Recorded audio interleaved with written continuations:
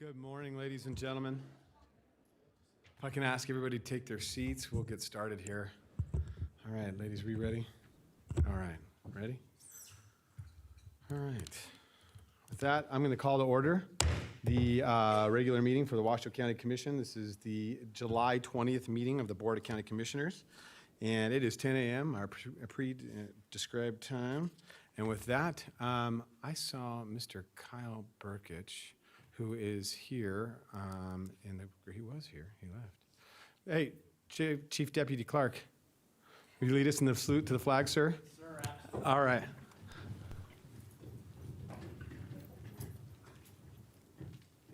I pledge Allegiance to the flag of the United States of America and to the republic for which it stands, one nation, under God, indivisible, with liberty and justice for all.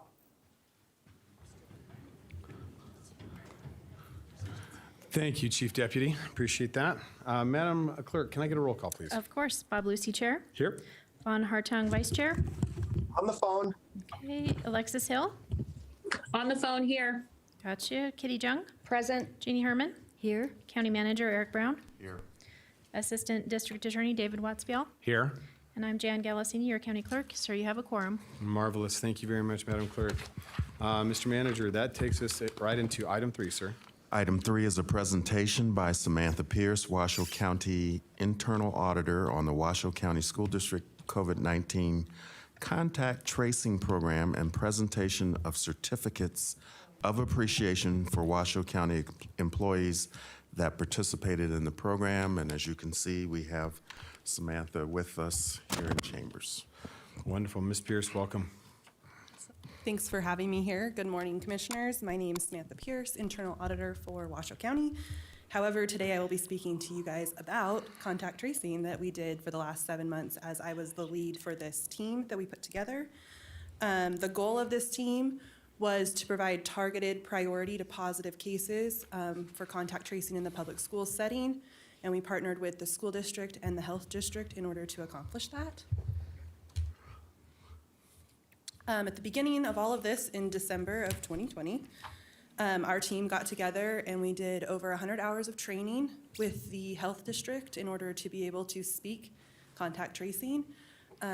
We assisted the health district, the school district, and the departments that all joined us in this mission were the library staff, the Sheriff's Department, the Reno Justice Court, Sparks Justice Court, and Human Services Agency, Senior Services. So this was a collaboration of many departments. And at the end of all of this, in June, when school got out, we had worked hundreds of cases. We had notified thousands of exclusions. There were no school closures throughout the time when they went back to school in January. They got all the way through till June. We fostered a really great positive working environment with this team. I'm pretty sure we chatted every single day. And there were some pretty fun conversations in between some really hard work. And we all learned a lot of new skills. As you can tell from the departments that are there, for example, our library staff, we had to learn how to speak epidemiology and contact tracing. So we definitely took some new skills on that side. We also took some new skills in technology because we did all of this remote. Nothing was here in person. They all worked from home. We were able to do this, from home with our computers, through Teams, through cell phones. It was really great. And we also learned a ton of new acronyms because that's what we do in government work. And I think our favorite, and the team can probably speak to it too, was NAWI, which meant not attended while infectious. Because that means we did our job, and that means we got them before they attended school, and nobody else was going to be a positive case.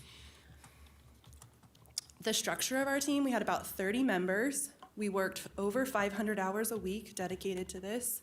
We had 12 hours of coverage from 7 a.m. to 7 p.m. And we worked 6 days a week. After spring break, prior to spring break, we were working 7 days a week. We also had, obviously could not have done this without the health district. We had technical experts there that we could contact if we needed some help. They provided shadowing to us at the beginning of this and most of the training because we wouldn't know what contact tracing is without the health district. Then the school district also was instrumental. They were our primary contact, obviously, to get the contact information for the students. And the nurses and aides helped us get people out of class. The principals and admin staff were our #1 contact for the school. They were our first point of contact most of the time. The school district also had a strike team at the beginning of all of this, and we had members that we could get a hold of quickly. And then Student Health Services was our primary contact in order to get roll calls for who was actually in school at the time that somebody might have attended while infectious. And as you can tell, this was way more than just 30 people, and we definitely couldn't have done it without all of them. This is just one of our successes. After spring break, all the cases were trending up, and that's the red line on the graph. And we were able to work with the school nurses and get that to completely reverse with the green line to trend down. So instead of having to close schools, we were able to get everybody out and keep the schools open. Some other thank yous, we worked with Sarah Tone, the liaison officer, to create an FAQ for the nurses to provide to parents. We also worked with them to create what the summer school environment was going to be like and the fall program was going to be like. So we didn't just stop in June and say, you're on your own. We gave them all of our tools. Tech Services here with Washoe County helped set up all the cell phones and laptops at the beginning of all of this. Matthew Ellis in Human Resources got our contact tracing on our website so that people who couldn't attend in person were able to attend it via online. Communications helped tape that training and budgeted for it. And then obviously county manager, assistant county managers, and department heads supported this program because it did go across multiple departments, and we were doing it for almost 7 months. So this was really great. We really did enjoy doing this program and the success of it and coming together as a team. And this is our team. And I think Paul and Emily from the school district are here. They would like to say a couple of words as well. Emily Ellison, who's HR Director for the Washoe County School District, and Paul Lamarca, who is the Chief Strategy Officer for the school district. Welcome, Ms. Ellison. Good morning. Thank you. Emily Ellison, for the record. I'm the Chief Human Resources Officer for the school district. And I was listening to something in early March on the radio, and there were commentators discussing the upcoming anniversary, if you will, of the COVID impact in the United States. And one of the commentators said, it's really hard to believe that in the United States of America, there are many, many children who have not seen the inside of a school building in nearly 12 months. And that was really profound. And in that moment, I felt really, really proud because I thought, not our kids. Our kids were in school, and our kids were seeing the inside of a school building. And that was happening thanks to you all, and thanks to the efforts of the contact tracers who helped make that happen. You all help people feel safer in our school buildings. You help provide comfort, and I'm saying you all, but I think the contact tracers are back here. You all help provide a sense of comfort and control, if you will, in a time when things were very chaotic and out of control. And many of you are probably parents, and you know that when things are out of control for your kids, that just creates chaos in your life. And so as a parent who is so grateful to you for that tiny little sliver of normalcy in a really chaotic time, I want to say thank you on behalf of myself, the school district, and our community, because I don't know that you really have a full appreciation for the important, critical role that you played in helping move our community forward during this time. So thank you so much. Thank you, Ms. Ellison. Mr. Lamarca. Thank you, Chairman Lucy, Manager Brown. For the record, Paul Lamarca, Chief Strategies Officer with the Washoe County School District. Like Emily, I just really want to say thank you. Mr. Lucy, you came to our meetings a couple times and talked with the Board of Trustees. So did you, Mr. Brown. Thank you very much for recognizing this is a community issue, and keeping our schools safe was critical to the well-being of the entire community. Would like to say thank you as well to Mr. Dick, but in particular, Heather Kerwin, Chief Epidemiologist with the Washoe County Health District. She has just been amazing. Samantha Pierce was amazing. Sarah Tone was amazing, but mostly, as Emily said, the contact tracers, they served their community in a way they never would have guessed when they walked into their careers. I remember training in this hall at the end of December, and there was trepidation and there was concern on the faces, but there was also an eagerness and a willingness and an acceptance that this is a community issue. So thank you very much on behalf of the school district and me personally, and thank you, Samantha. Thank you, Mr. Lamarca. All right, and I think with that, Mr. Manager, don't we have some certificates we're going to hand out? We do, and I'm going to go down front. But before I do, if I could, Mr. Chair, so I do remember the evening that the chair and I attended the school district meeting and made the commitment to assist the school district with resources to help keep the schools open. And at the time, the chair talked about, well, if we need to put our own resources in place for contact tracing to support the schools, we should do that. I gulped, thought about it. But the point I'd like to make is to Jeff Scott, Dave Solaro, and all of the librarians and other employees who stepped up. It's really one of the most, the proudest days of my short tenure thus far as a county manager, to see people step up, step out of their comfort zones. We asked you to learn terms, as Samantha said, that you hadn't been exposed to. None of us had done this before, and we got it done. So I just want to say thank you. And Samantha, let's hand out the certificates. Okay. All right. And while the manager makes his way down there, this commission has always been dedicated to making sure that this community and this region stay safe. It has been our #1 focus through this entire pandemic. And I can't say enough about the willingness and participation from our employees and our staff to participate in a task of this magnitude. So from this commission and from this commissioner, thank you for all of your work and extra time you committed. So with that, Ms. Pierce, the floor is yours, ma'am. Okay, I'll call up one at a time. Hopefully I get you guys all. If I miss you, I'm sorry. They're in this pile. Samantha Brown. Oh, there's two there. They get stuck together.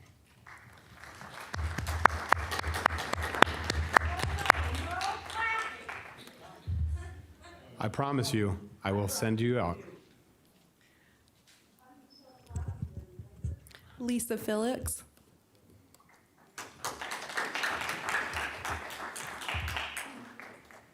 Emily Giles.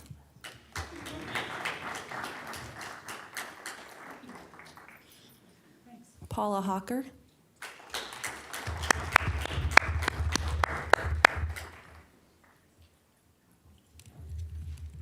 Jenna Molina.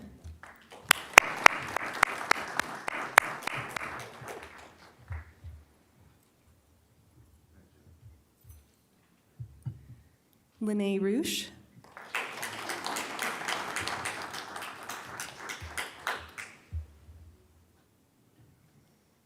Pamela Slicker.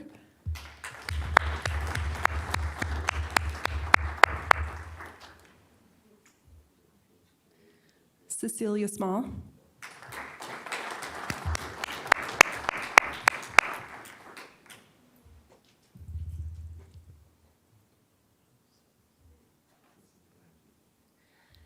Freda Flores.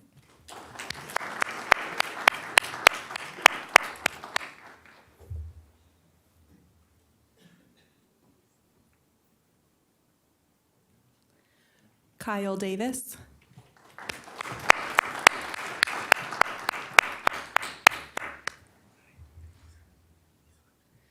Lori Newman.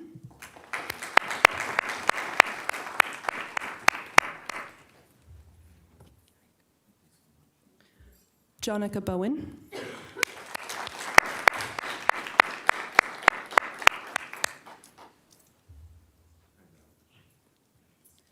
Susan Hobbs.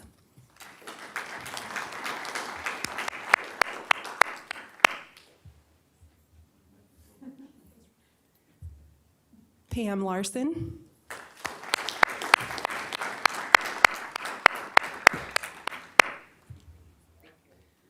Denise Litchie.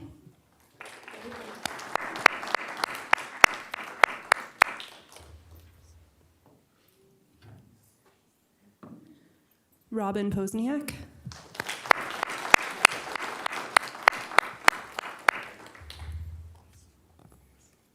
Tina Sloan.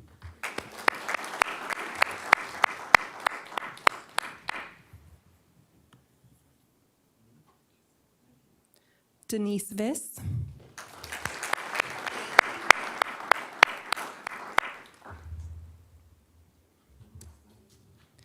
Serena Trillo.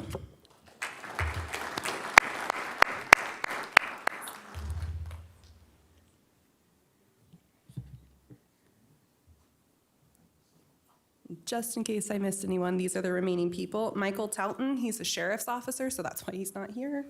Teresa Trainer, Robin Rishoon, John Plandeman, Elizabeth Norris, Than Nijeen. Oh, you have fans right there. Come on back. I don't know. I think it might be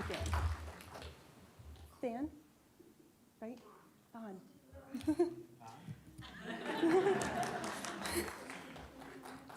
I knew I'd forget one. Michelle Millard and Maya Delgado Almeida and Carolyn Nadu. Awesome. Big round of applause. Thank you, everybody.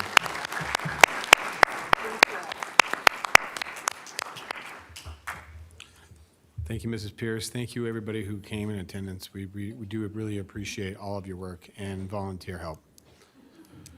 All right, so next, on to our next item. This would be item 4. And this is a presentation as well. So, Mr. Manager, do you want to take us into this? Item 4 is a presentation by Roger Pelham, Senior Planner, Community Services Department, Planning Program addressing new compliance with required conditions of approval is achieved after approval of a project has been granted by an elected or appointed board or commission. Roger? Thank you, Mr. Manager. Welcome. Good morning, Mr. Chairman. For the record, Roger Pelham with Washoe County Planning and Building. And this presentation I'll go through quickly. Hopefully we'll have a little bit of time for any individual questions at the end. So the question has been asked, what happens after initial approval has been granted by an elected or an appointed board? Well, let's start with how many different types there are. We have at least 23 different types of applications, and those really represent hundreds of individual types of uses. Now, this doesn't even include things like building permits. These are all just discretionary actions, those things that come to the county and go to some level of board to say yes or no. I should say board or individual. And so we'll start from the top and go down. This board will hear things like appeals from the lower boards, master plan amendments, regulatory zone amendments, development agreements, and big signs, recreation, travel, and tourism. We actually haven't had any of those yet since we enacted that ordinance. The Planning Commission, sort of the larger of the planning projects, subdivisions, abandonments, those sorts of things. Board of Adjustment. This is really where I spend most of my time. And these are development applications that are going on sort of today. Variances, special use permits, that sort of thing. Taking one step down, we have the Parcel Map Review Committee. That's made up of staff from both planning and many other agencies. And again, that's a staff level review. We have a hearing examiner. They're going to look at things like administrative permits in some cases, aggregate pit reviews, and then all the way down to the Director of Planning and Building. Now, there are certain things that are going to be sort of minor modifications, like a director's modification of standards. That's really only going to apply to things like landscaping and that sort of thing, maybe those little adjustments. Detached accessory dwellings, those second dwellings on the same parcel of land, and then minor deviations. Those are going to be changes of 10% or less. Planning is the lead agency essentially on all of these types of applications, but we have many partners. And some of those partners are listed here, and in individual cases there can be others. But we send development applications to the federal government, many different organizations within that, the state, Again, all of the other county agencies, including fire, certainly regional agencies like the school district or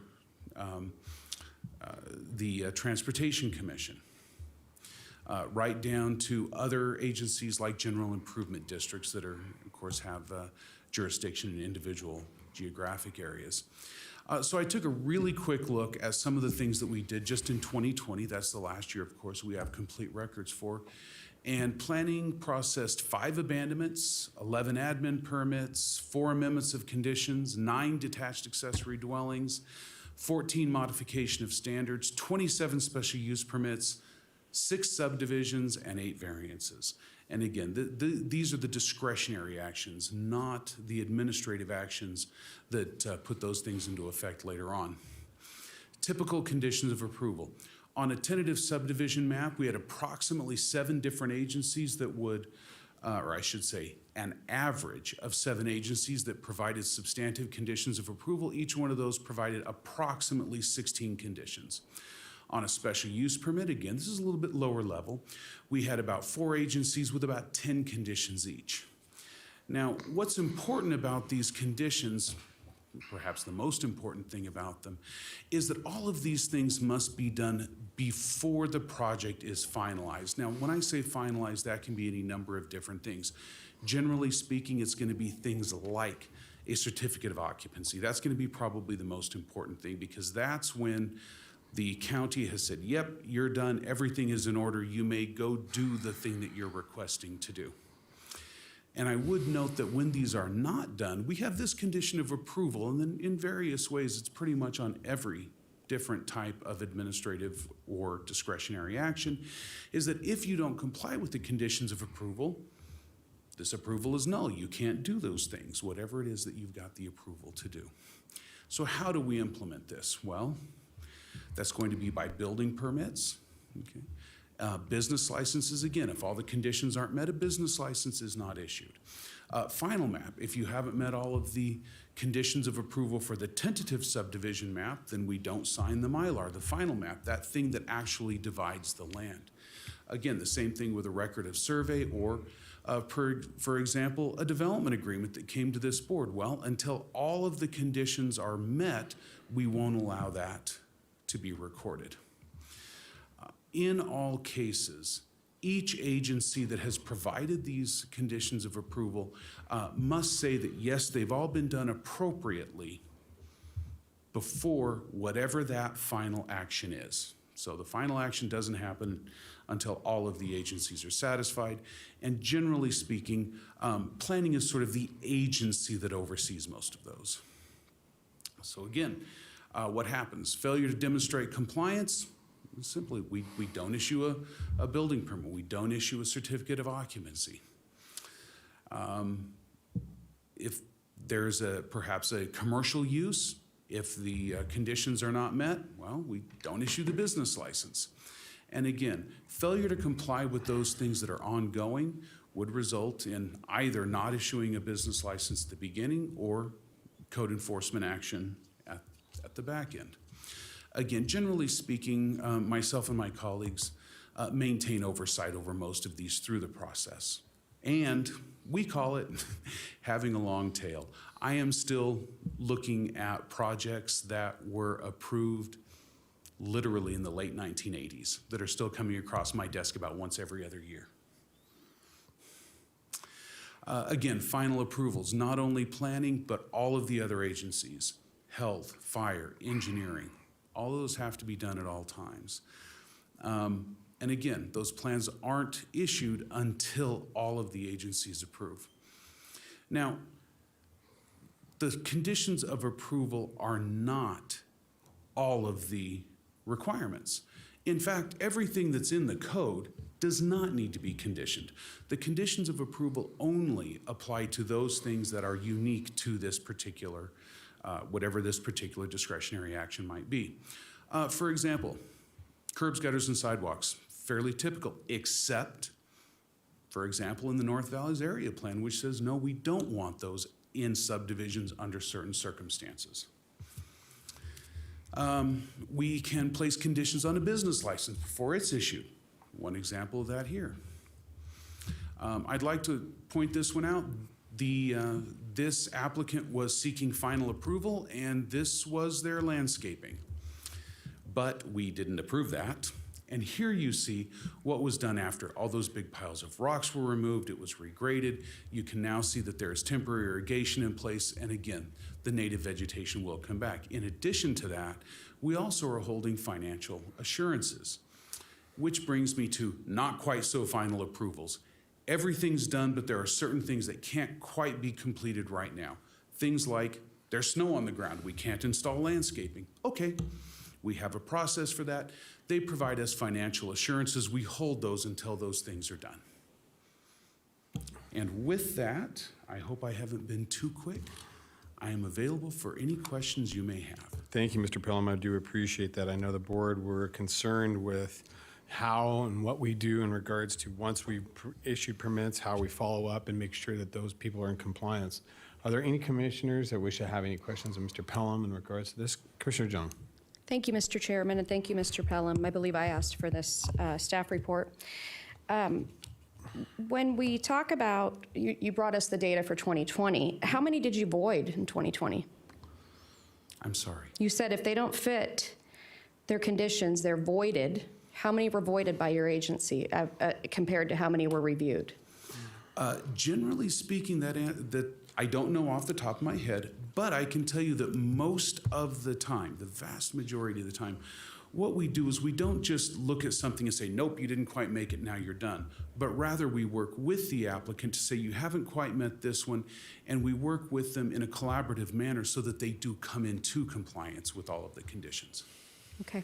My other question is, when I did a deep dive in this many years ago, and you look at the lead agencies and partners that sign off, have we reimagined a different process? Because for me, it seemed like a bureaucratic, just scribble it on school district particularly, with no real insight, no board actually hearing at the school board, et cetera. Have we reimagined a better way to engage our partners? One of the ways that we did is we put a school board member on the regional planning board, but that's just one lead agency that you said in our partners. So this, you don't need to answer this. This is just food for thought. Something we might want to reimagine in the future is to have more buy-in from these lead agencies that really do.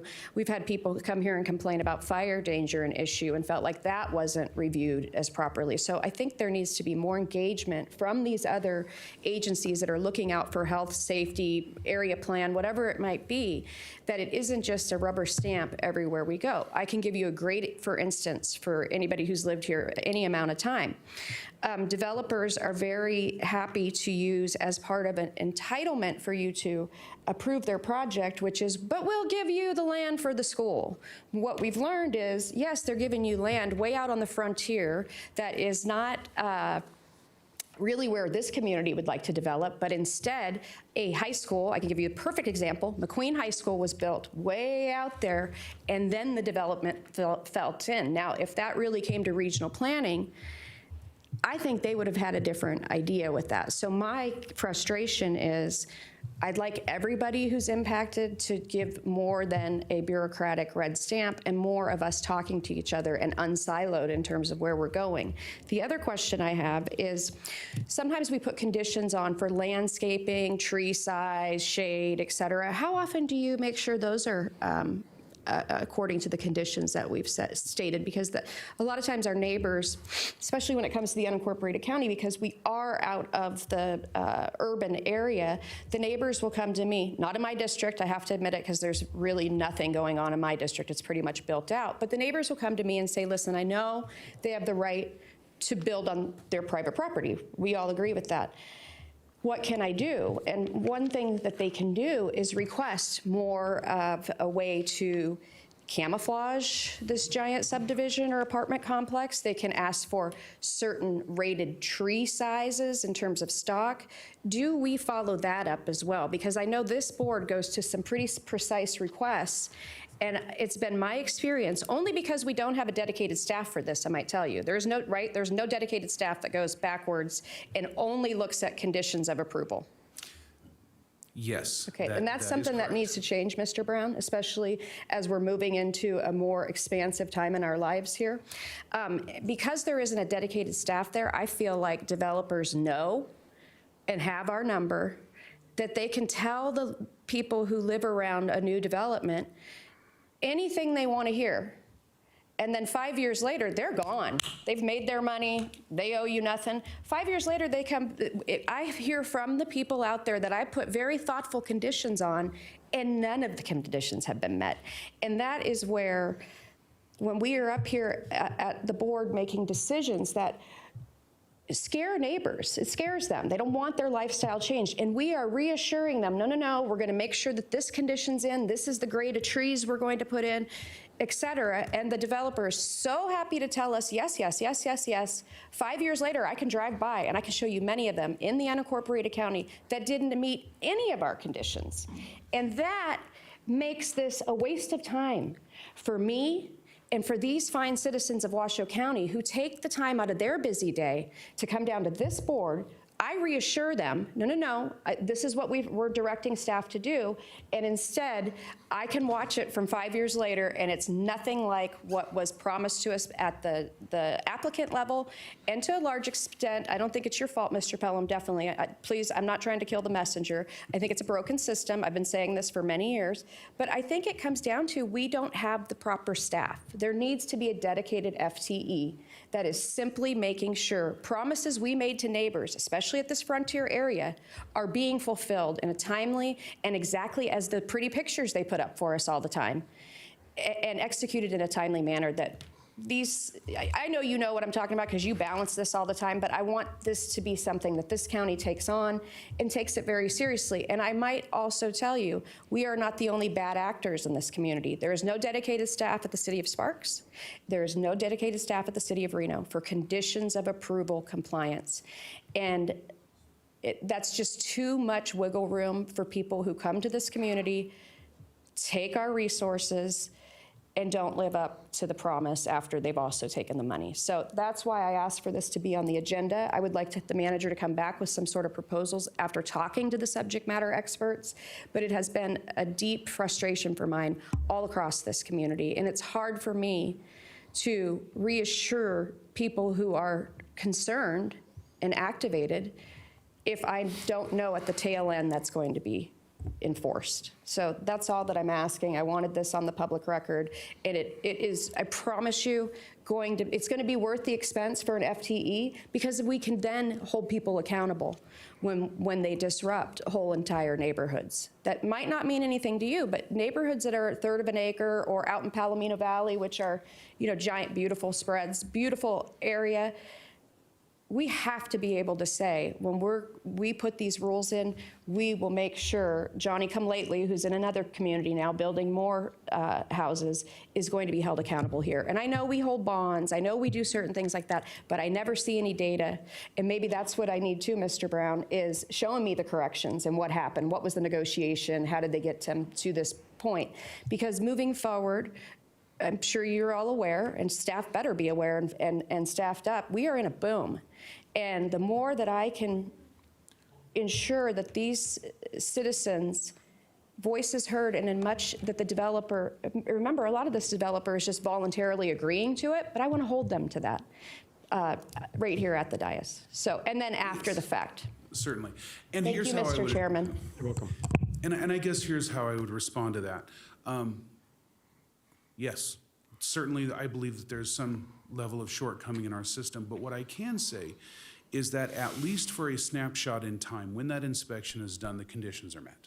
We ensure that. But is there 2, 5, 10-year follow-up? No, I can't say that there is. Mr. Pelham, I have a question for you, and kind of follow up to Commissioner Jung's discussion. When we require larger permits for larger mass developments or master plan developments, we make those developers pull bonds on those developments, do we not? Sometimes. Okay. They, generally speaking, the applicant has the choice to either construct the improvements necessary or bond for their construction. Okay. So if they bond for their construction and don't make those adjustments, or don't make those improvements at the time of the permittal and whatnot, how long do those bonds stay in place? They can stay in place for a very long time, but, for example, probably the most common situation that would take place in would be a subdivision, and we don't allow the final map to be recorded. So they can't actually build and they can't actually sell until the construction is actually done. Okay, so those improvements, and does that include landscaping and infrastructure, or just basics? Generally, infrastructure. Landscaping is really a very minor part of things like subdivisions. It's far more important on things like commercial and industrial development. Right. And in those cases, again, the inspection is a snapshot in time. And at that moment, I have personally done, I won't even hazard a guess, many hundreds of landscape inspections. I will admit some are easier than others, but in no case have I ever signed off until I was confident that it did in fact meet the requirements. So is there a final inspection prior to that release of bond? Yes. Release, okay. Yes, there is. Okay, thank you, sir, I appreciate that. Any further questions? Commissioner Herman? Yes, thank you, Mr. Chair. So, your job has been made a lot easier by annexation, right? Your responsibility is way down because I see all these subdivisions going in and we don't have any control over them. They were in the county, but they're not in the county anymore. They're annexed by Reno. And so I wonder, is there a way that we can get a little bit more say-so about what goes on that the city of Reno does? I mean, they're supposed to take the responsibility, but they don't. I would address that in two ways. One, no, our job hasn't gotten easier. We are busier now than in the 20 years plus now that I've been employed by this county. We're hopping. There is no doubt about that. Whether we as Washoe County can have a greater say in perhaps the development standards in the city of Reno, I cannot address. I guess my best response to that would be perhaps that is a conversation to be taken up at regional planning, but not to make light of it, but that's well above my pay grade. Thank you for answering. Certainly. Mr. Pelham, I have Commissioner Hartung. Thank you, Mr. Chairman. Good morning, Mr. Pelham. And my comments are more just comments, not questions. And I think what Commissioner Jung was referring to was self-imposed conditions, many of them being off-site. And so perhaps there is a way that we can separate conditions of approval versus self-imposed conditions that are agreed upon by the developer, not only with the commission, but of course with the community. And we can go back and sort of create a punch list of those conditions that they have agreed upon and just work through those to make sure that they're being met. Thank you. Thank you, Commissioner Hartung. All right, seeing no further comments or questions, Mr. Pelham, thank you so much for coming and providing us that information. Thank you, sir. I do appreciate it. All right, Mr. Manager, we are on to item 5, sir. Item 5 is public comment. Comment heard under this item will be limited to 3 minutes per person and may pertain to matters both on and off the commission agenda. The commission will also hear public comment during individual action items with comment limited to 3 minutes per person. Comments are to be made to the commission as a whole.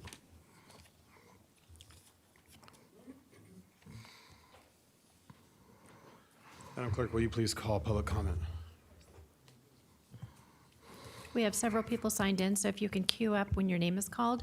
First up, we have Stuart Hanty, followed by Nicole Harris. Mr. Stuart Hanty. All right.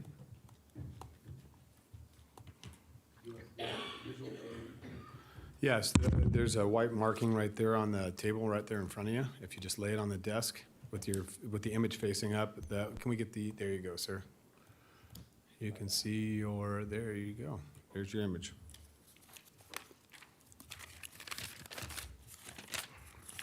Bear with me a second here, gentlemen and ladies. I'll begin with 3 words this morning, we the people. And everybody on this Board of Commissioners should take note of that. The last 2 years of my life have been nothing short of a nightmare. Approximately 2 to 3 months ago, I filed a complaint with the Washington County Board of Commissioners against Washington County Deputy District Attorney Amos Stege, acting on the authority of Washington County District Attorney Christopher Hicks, who has gone off on an unbridled, unwarranted, malicious prosecution and persecution of myself and by direct connection my family, who, by the way, have lived in the Reno area since the 1960s by way of my distant cousins of my mom's side who owned and ran Harold's Club. So I do have a little foundation here when I'm speaking this morning. Having lived and raised a family of my own here in the Reno community for the 47 years I've lived here, I've seen a lot of good and I've seen a lot of bad. And I also dedicated 30 years of my life to the law enforcement profession, which I retired from in 2019. Particularly, what has really bothered me is that this discredit and defaming and malicious statements made against me and my character after having retired from the state of Nevada, and they don't give these out just to anybody, for a retired in good standing card. I've never seen a prosecuting attorney attack a defendant in the way Mr. Stege has attacked myself and my co-defendant in these illegal criminal crimes that have been perpetrated against me. I know my time is limited here this morning, and I'm not going to go into a lot of particulars because I see the clock wearing down, and I don't want to use up my 3 minutes because I got better things to do this morning, but I will tell you this. I don't expect any action from this Board of Commissioners. I don't expect any comments. I'm going to hand out some literature, and that's going to be it. I appreciate your time this morning. My course of action is already set forth in my own personal legal battles. Having said that, have a good day. Thank you, Mr. Hampton. Nicole Harris, followed by Reverend Augustin Jorquez. Thank you. Before we have the next speaker, I'm going to remind everybody, this is a business meeting. During public comment, it is not a celebratory, it is not, if you cannot continue to contain your applause, I will ask you to leave. This is for everybody to have the opportunity to put their voice, their message on the record, and if you're clapping, we can't understand it. So please refrain from clapping. I'm going to ask once, and then I will ask you to leave. Madam Clerk, will you please call the next speaker? Nicole Harris. Ms. Harris. Good morning. First of all, I'd like to thank the opportunity. A number of us met with Eric Brown, the county manager. I want to thank him very much for taking the time to meet with us. That was a meeting that we talked about in February, so now we have an ongoing dialogue, which is very helpful, so we understand some of the issues that his office and the commission is working on. That's number one. Number two, I want to say that there is a lot of money floating around. I understand that you like to put most of them together in a consent calendar so that it's all approved at one time. I understand that. However, I do want to caution you that some of those federal dollars comes with strings attached. So if you think that $50,000 sounds wonderful for this project over here, my question becomes, when the money runs out, how do you fill the $50,000 hole? And that's what happens when budgets, they don't have the vision. You know, Commissioner Jung is talking about the tail end of something 5 years from now. I think that same philosophy should be applied to the federal dollars that we're getting from the state or from the federal government. They're very lucrative with this COVID money floating around. However, at the end of the day, we, the citizens, are ending up paying for the taxes. The third thing I want to talk about is the vaccine passports. It really, infuriates me that we can talk about having a passport, a U.S. passport, so you can go to another country to prove that you're a U.S. citizen, et cetera, and yet we cannot have voting passports to prove that you are a legitimate citizen living at a legitimate address according to our voter records that we subscribe to. So if you're going to do talking about passports, it's a very dangerous subject. We can have passports for all sorts of things, and pretty soon we're going to be wearing a red star on our forehead or an arm to say that, yes, we agree with XYZ. So I am again asking for a ban on the vaccine passports, as well as banning the mask mandates. I think it should be up to the citizens as to what we feel we need to take care of our own personal health. For example, today is a very bad smoke day, and yet I decided I wanted to come out and address the commission. That is on my dime. That is not on the county's dime to say you shouldn't be here because it's a bad smoke day. So please declare an end to the public health emergency. You can see other counties making declarations, and I hope our county takes the lead position in declaring a ban to these vaccine passports. Thank you. Thank you, Ms. Harris. Next up, we have Augustin Jorquez, followed by Cindy Martinez.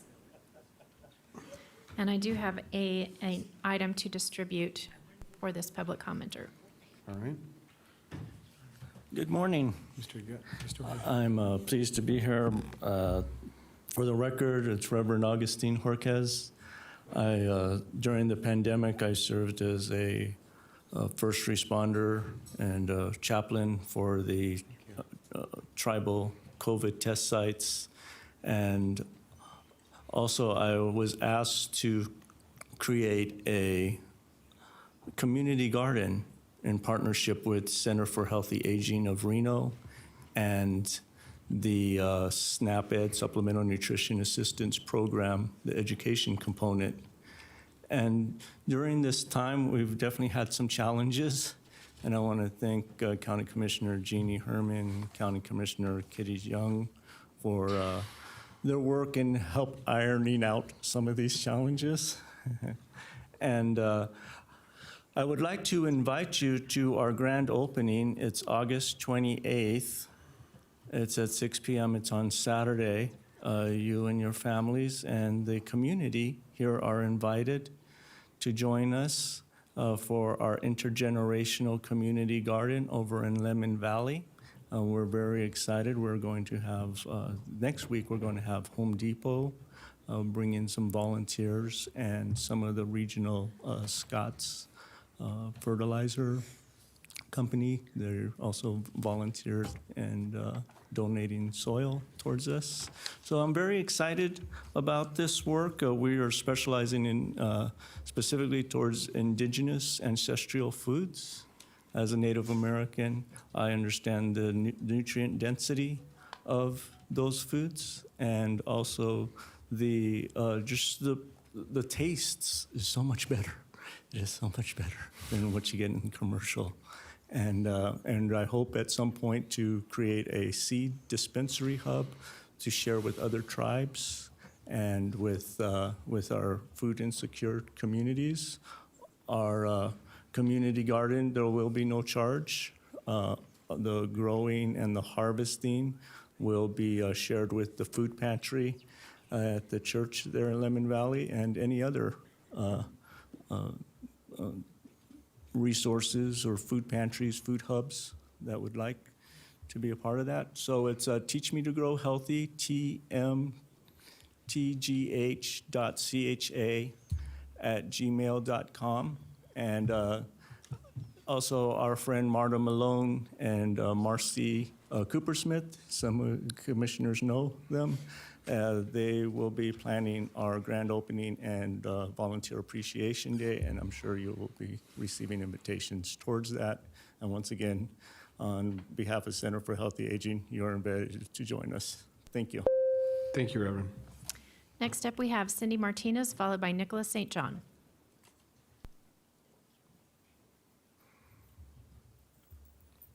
Welcome, Good morning, Martinez. Commissioners. Good morning. Mr. Manager, Mr. District Attorney, Madam Secretary, may I have the overhead, please? And I also would like to thank Manager Eric Brown for our meeting last week. He met with the chiefs of the brigades of election integrity, the Second Amendment, Brigade and the Commission Brigade, and I must say that I was illuminated and revealed or learned some information that gives some frame and reference on what you're doing here, so I would like to call détente. I want to be part of the solution, not be part of the problem.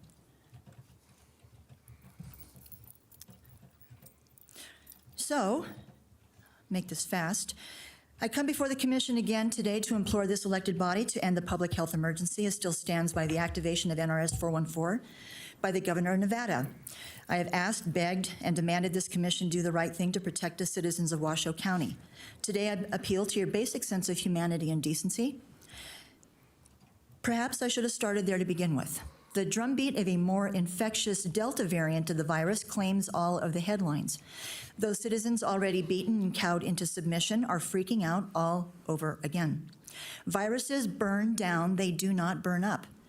They become more transmissible, but they become less virulent. There is no need for an experimental biologic agent for a disease that is 99.8% survivable and can be treated with existing inexpensive pharmaceuticals.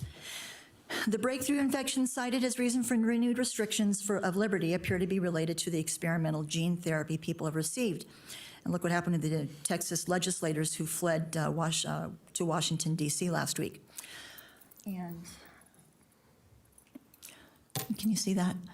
In Spain, a nurse reported all of the hospitalized people in her unit are experiencing organ failures due to the jab, but they're instructed to PCR test everyone and ensure positive tests are to blame for COVID-19, and we know that PCR testing is fraudulent. America's frontline doctors filed a lawsuit that includes data from a CDC whistleblower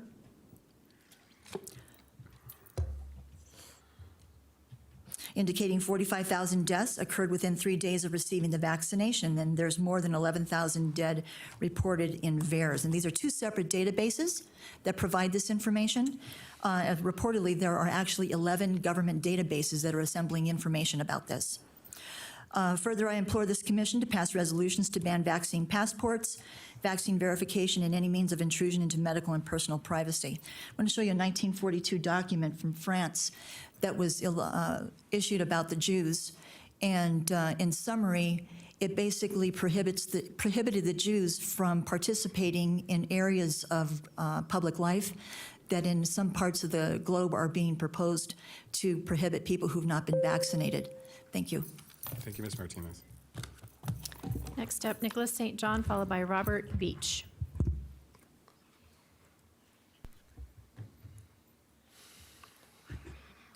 Welcome, Mr. St. John. Good morning. Chairman Bob Lucy and the Board of County Commissioners, we the people are here today to put you on notice. There has been to date no dialogue, no discussion, no accountability for a blatant disregard for the will of the people of Washoe County who have been coming to this meeting for months and months. This day, July 20, 2021, is a day we the people of Washoe County are putting you on notice that we will hold you liable and accountable for the ruined businesses, ruined lives, and the deaths of people you have purposely allowed to die by ignoring proven protocols that could have saved their lives. For the death of every child under the age of 20 that you have promoted an experimental gene therapy shot without getting a signed informed consent form from parents when you know that the statistics from the CDC indicate a 99.997% recovery rate and a significant number of children have now died or been injured from this experimental shot than have died directly from the disease known as COVID-19. For keeping the totally inept health officer Kevin Dick on staff, for claiming that you have no influence over Kevin Dick when you sit on the Washoe County Health District Board as a vice chairman and have had many opportunities to rectify this situation by firing Kevin Dick and replacing him with a qualified and scientifically based officer to spare the citizens that you have sworn an oath to uphold the U.S. Constitution to protect the rights of these citizens. You have three choices. Uphold your oath of office and protect we the people of Washoe County by passing resolutions similar to the 8 other counties that have taken themselves out from underneath the unconstitutional edicts of Governor Sisolak. Resign before the next board meeting or wait for the courts to have you removed from office. We have demanded that you clean up the voter rolls, that you hold a forensic audit of the November 2020 general election to prove to we the people that there was no fraud or irregularities, that you remove all face mask restrictions, social distancing requirements, no discrimination based on being vaccinated or not, that you never again violate anyone's First Amendment rights to redress our grievances by locking us out of the building, that you resolve to make Washoe County a Second Amendment sanctuary county. Thank you, Mr. St. John. Next up, Mr. Robert Beach, followed by Dennis Dybix. Good morning, Commissioners. I'm exercising my Mr. right Beach. to have a proxy. That proxy is Nicholas St. John. No, sir, that does not work. I'm sorry, that doesn't. We the people of the United States, in order to Mr. form a St. more John? perfect, Mr. St. John, that does not work.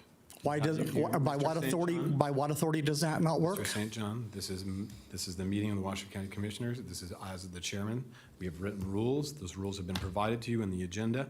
That does not work. Through proxy, Mr. Beach has the opportunity to speak. You have an opportunity at the end of the meeting for your final 3 minutes if you would like. That is your opportunity, sir. Can you You've had state your- the rule? Can you state the rule by the authority Mr. that St. you've, John, what is the, I'm asking what the rule is that you're giving me the authority. The agenda states the rule. You are allowed 3 minutes in the first public comment. And he's given me, Mr. he's St. yielding John? his minutes. I'm saying no. Thank you, Mr. St. Do you John. have the authority to Mr. say St. that? John, I do have the thing, as the chairman of this board, I do have that authority, and I will ask you. By please, what if you- rule and by what rule are you citing? I'm asking you one more time, sir, to sit down, or I'm going to have you escorted out of this chambers.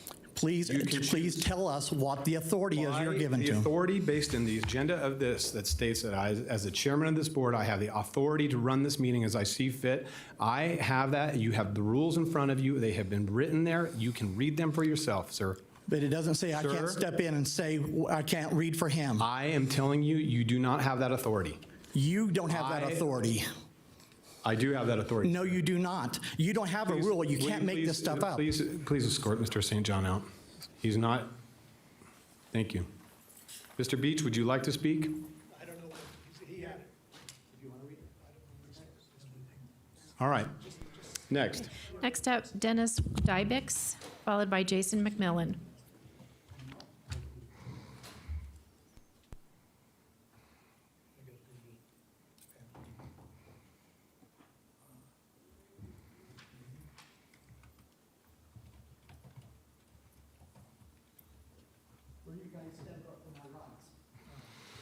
Thank you, Commissioners, for this time. I'm one of the people that was with Nicholas St. John, and I was going to allow him my time, but since the board no longer, or the commission no longer accepts that process, I relinquish my time. Thank you, Mr. Dyer. Jason McMillan, followed by Susie Howell.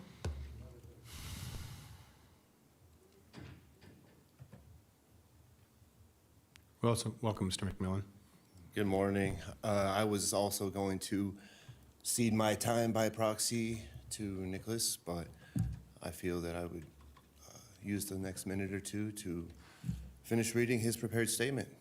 That's fine. You say within your limits, sir. Okay, we the people of the United States, in order to form a more perfect union, establish justice, ensure domestic tranquility, provide for the common defense, promote the general welfare, and secure the blessings of liberty to ourselves and our posterity, do ordain and establish this Constitution for the United States. The Washoe County Board of Commissioners, County Commissioners have hijacked our government processes. It is apparent that you need to be educated on the hierarchy of government and your role in being a servant to the trustee of we the people. You have made statements showing your ignorance of who you serve and the power you have been delegated.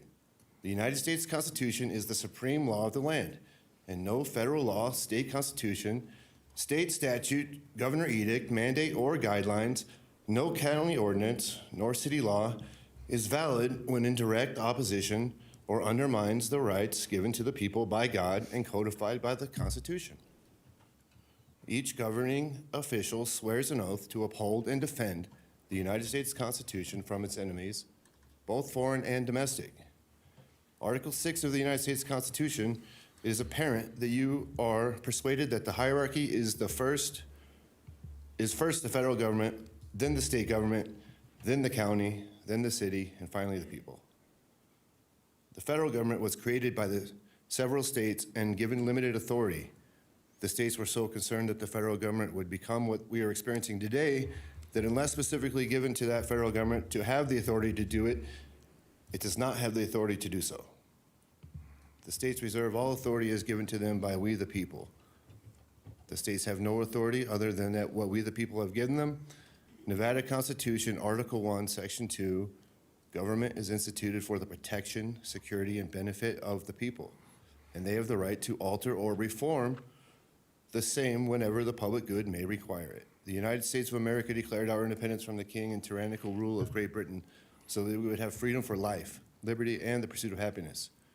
While we the people were willing to adhere to what appeared to be safety measures to ensure a major outbreak of an unknown, undefined pathogen that could potentially have killed millions of people, it soon became apparent that this was not a deadly pathogen, that it was being politically weaponized against the people by propagating a hoax and then profiting significantly from the hoax, of which both are federal crimes carrying with them felony charges resulting in fines and imprisonment.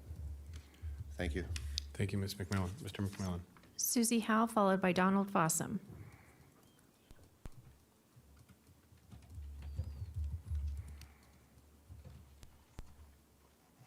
So, good Welcome, morning, Ms. Howe. everyone. I'm looking at that as I'm walking down, and it says, working together regionally for a safe, secure, and healthy community. I don't think that's true in your case. There is more information about how deadly these masks are to children, yet you all insist in keeping them masqueraded. There's a very illustrious doctor, and his name is Dr. McCulloch, MD, MPH, professor of medicine at Baylor University, principal faculty at Texas A&M. He has over 500 citations in the National Library of Medicine.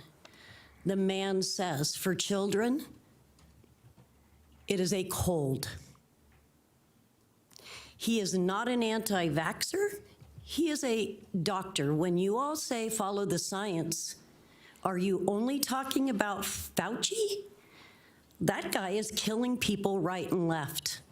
If you open your eyes and you look at the statistics, we're up to 45,000 people dead. And I personally have a friend who has passed away due to the COVID jab.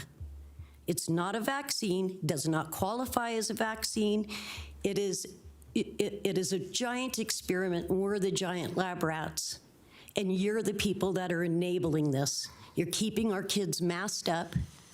You're keeping them mentally ill. And I find the whole thing so unconscionable and absolutely disgusting. Maybe at night, in your quietest hour, you can find in your heart how absolutely criminal this is, because make no mistake, this is a crime against humanity and definitely a crime against innocent children. Thank you. Thank you, Ms. Howe. Donald Fossum, followed by Melanie Sutton.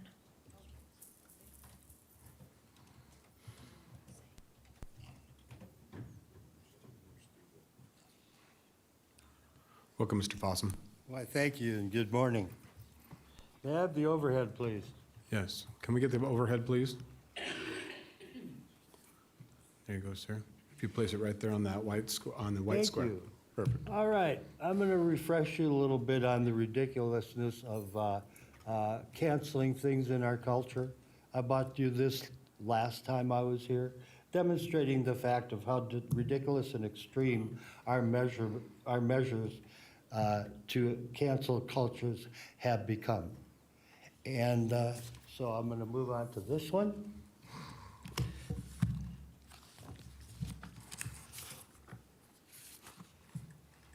Cancel mandates, keep culture. And the reason I'm here protecting culture is because I'm old. I like the way things were, but I'm not out of date. So I plead with you to not be influenced by the operatives of riots, confusion, extremism, intimidation, and indoctrination that is going on.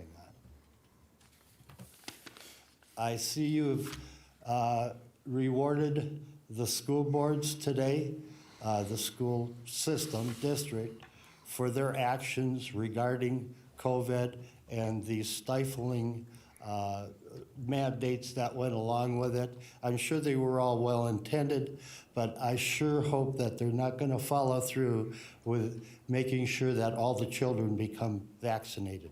It's killing them. They're having organs, they're swelling up, they're dying or getting in such terrible conditions.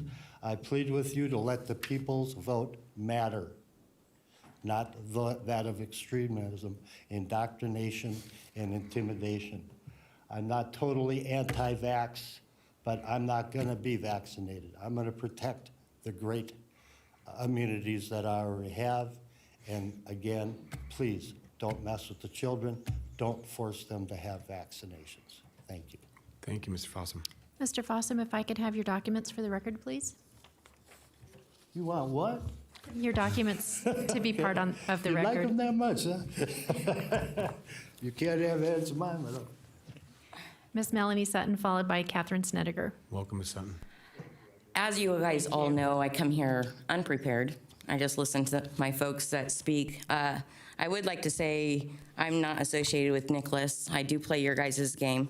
I would like to say that I agree with Cindy and Susie. I do not agree with the vaccine passport. It is a experiment, and Clark County right now is at their county commissioner. I spoke to multiple of my contacts there, and they're wanting to reinitiate the mask mandate, and so multiple of my contacts are going there to fight against that.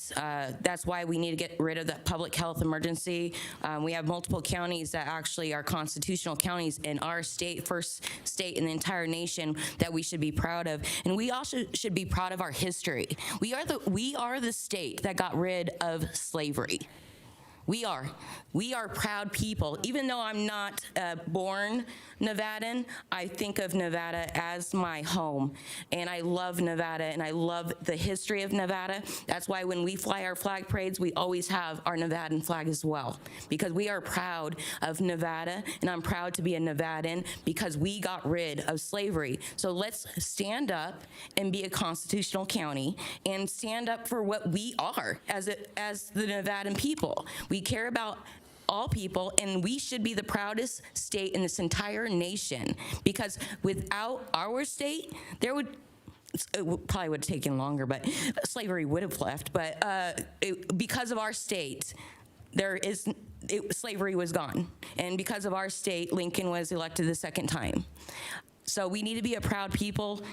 I'm not an anti-vaxxer. I vaccinated every single one of my kids, but this is not a vaccine. This is an experiment. And with it not being FDA approved, how is people losing jobs and whatever for not getting the shot that is not FDA approved? And FDA, even the president or whatever, said that it will not be approved. And with all the deaths from this, if there was one death in the experience, like the trial, which this is the trial, normal trial, they would have stopped the trial. But they're continuing. They're continuing. We are the trial. All whoever got the vaccine or the shot are the ones that are being experimented on. And I'm sorry, I don't want my family harmed by it. So please, no vaccine passports. Please get rid of the mask. Please get rid of, in our county, make our county a constitutional county, please. Stand up, be strong like the other counties in our state. Be strong. Thank you. Thank you, Ms. Sutton. Catherine Snedeker, followed by Bruce Foster.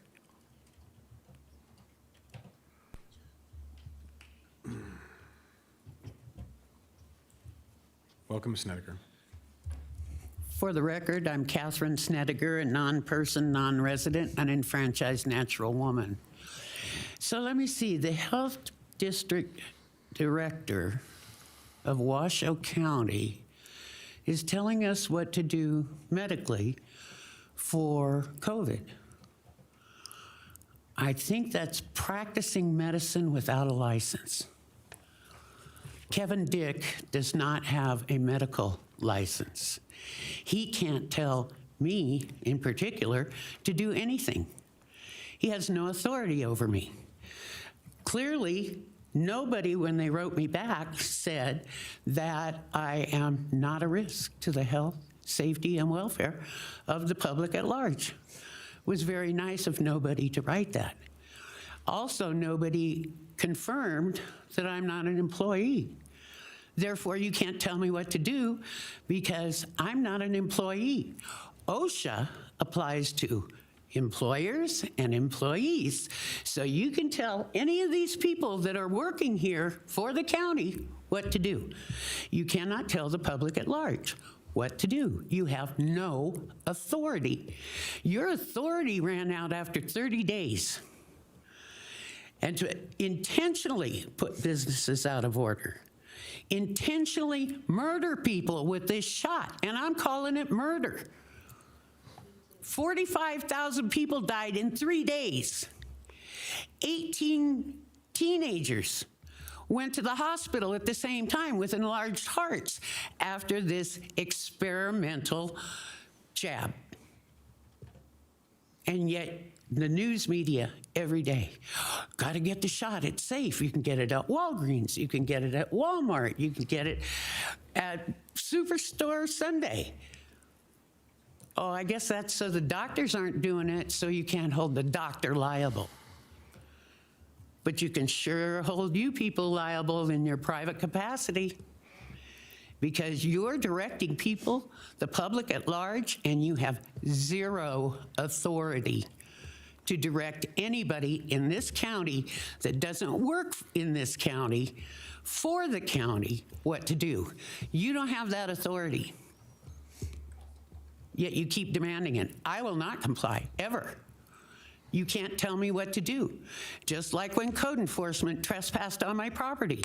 They couldn't force me to get a permit. Oh yeah, that's because your administrating hearing office is completely false and it's a fraud. Just like this COVID is a fraud.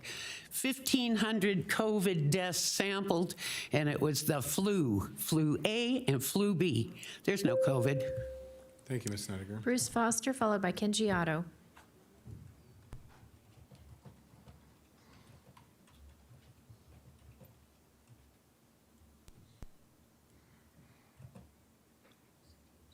Welcome, Mr. Foster.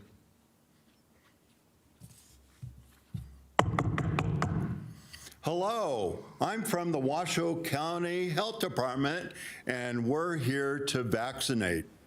Is that really too far-fetched? In today's epic times, North Carolina County starts offering door-to-door COVID-19 vaccinations. So it's not out of that thought process. And in fact, it is dubbed doses to doors.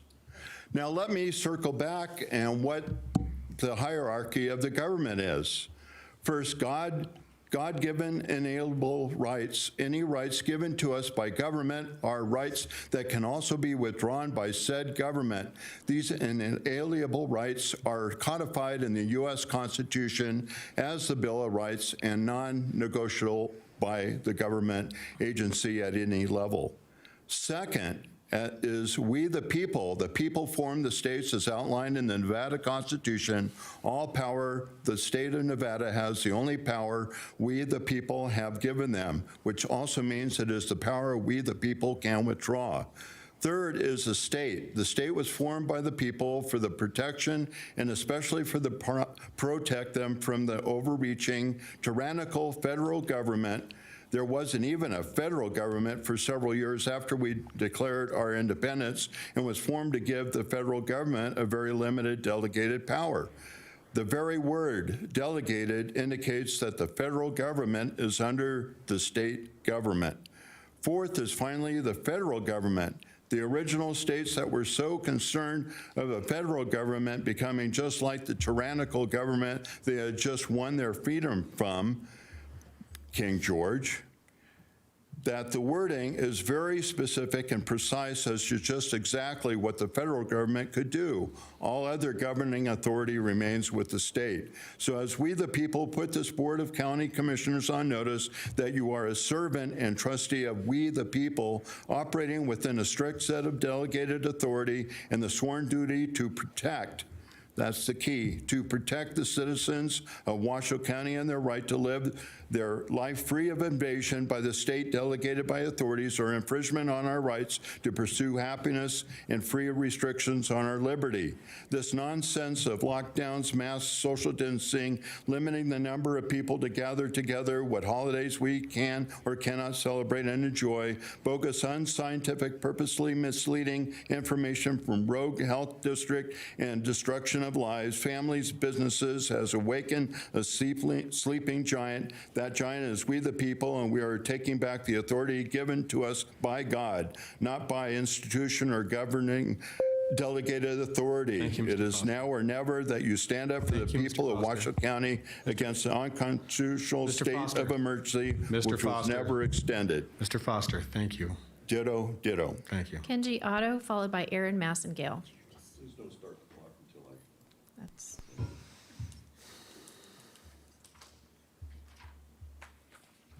I have a, Welcome, Mr. Otto. thank you, welcome, and thank you for having me. overhead, please. There we go. There we go.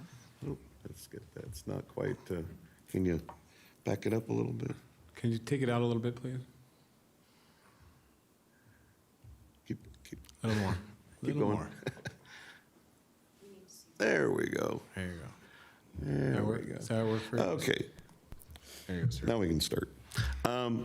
So don't be alarmed at this. This is, I want to make sure that everybody understands that I want you not to take my word for this. I'm not a crazy man like some of the people that you might have encountered through the many years that you've been here. But I do want to warn the state of Nevada citizens that Nevada, in my opinion, has now been taken over by the Marxist government. And if you're a registered Democrat, you're not a registered Democrat. You're now a Marxist in Nevada. And I've provided websites to go to. The DSA, which is the Nevada Democratic Party, has intends on replacing all elected officials with Marxists. They have done so in Las Vegas with appointments of Marxist judge, and there's a website to that. And here's a quote from one of the individuals who came to Reno to set up an office for the Democratic Socialists of America, which are Marxists. I'm humbled when we're asked to write about our experience building a chapter in Northern Nevada. I'm a longtime leftist, long searching for a supportive community where I could work against the destructive systems of capitalism and LBism. Though I'm aligned with anarchists' ideologies, the message of building a left front for a democratic and participatory socialism resonates with me. So this individual came here, and you can read the article again that I gave, and I have handouts for anybody that wants them, but read for yourself what he gives. This person gives a really detailed account of his time here and how he set up this Marxist office and where he set it up. And here's the big fake out. The Nevada Democratic Party, you look at their website, has no information about any changes that I can find of the change to socialism, Marxism, and the dumping and the replacing of the old guard, as they refer to them. But the real information is on the Las Vegas DSA website. This is the same pattern Hitler, Marx, Mayo, Castro, and Chavez used to infiltrate, lie to the people, propagandize, and take over the government.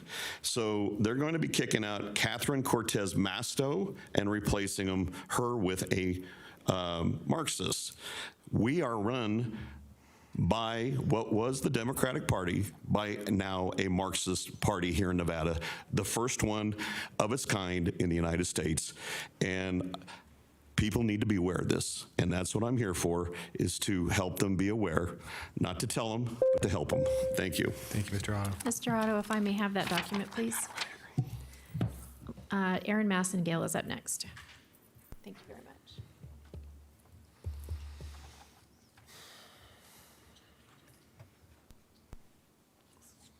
Welcome, Ms. Massengale. Good morning. First, I wanted to say that we have a rather ambitious agenda today, and I certainly hope that we're not going to block all of these items together and do a group vote, that when we have millions of dollars going through, that we actually discuss them item by item with the public. Secondly, I'm here to ask that we agendize and pass a resolution to end the public health emergency. I think at this point we all know that there is no public health emergency, and that we also agendize and pass a resolution to ban vaccine passports so that we do not create a two-class system based on medical status. It is immoral, and we would not ask this in any other circumstance. Bodily autonomy is our most basic human right. It should be protected. If I'm allowed to kill my baby, I should be allowed to decide what is injected into my body without coercion of lottery, job, or mask. Thank you so much. Thank you, Ms. Massengale. And lastly, we have an email submitted by Elise Weatherly to be placed on the record. All right. Is that it, Madam Clerk? That is it. All right. Seeing no further public comment, we'll close public comment and bring it back to the board. With that, Mr. Wattsfield, could you please add your points this morning? Sure. Thank you, Mr. Chair. On your agenda, under the heading of time limits, it specifically says that public comment is listed at 3 minutes per person and that speakers may not allocate unused time to other speakers.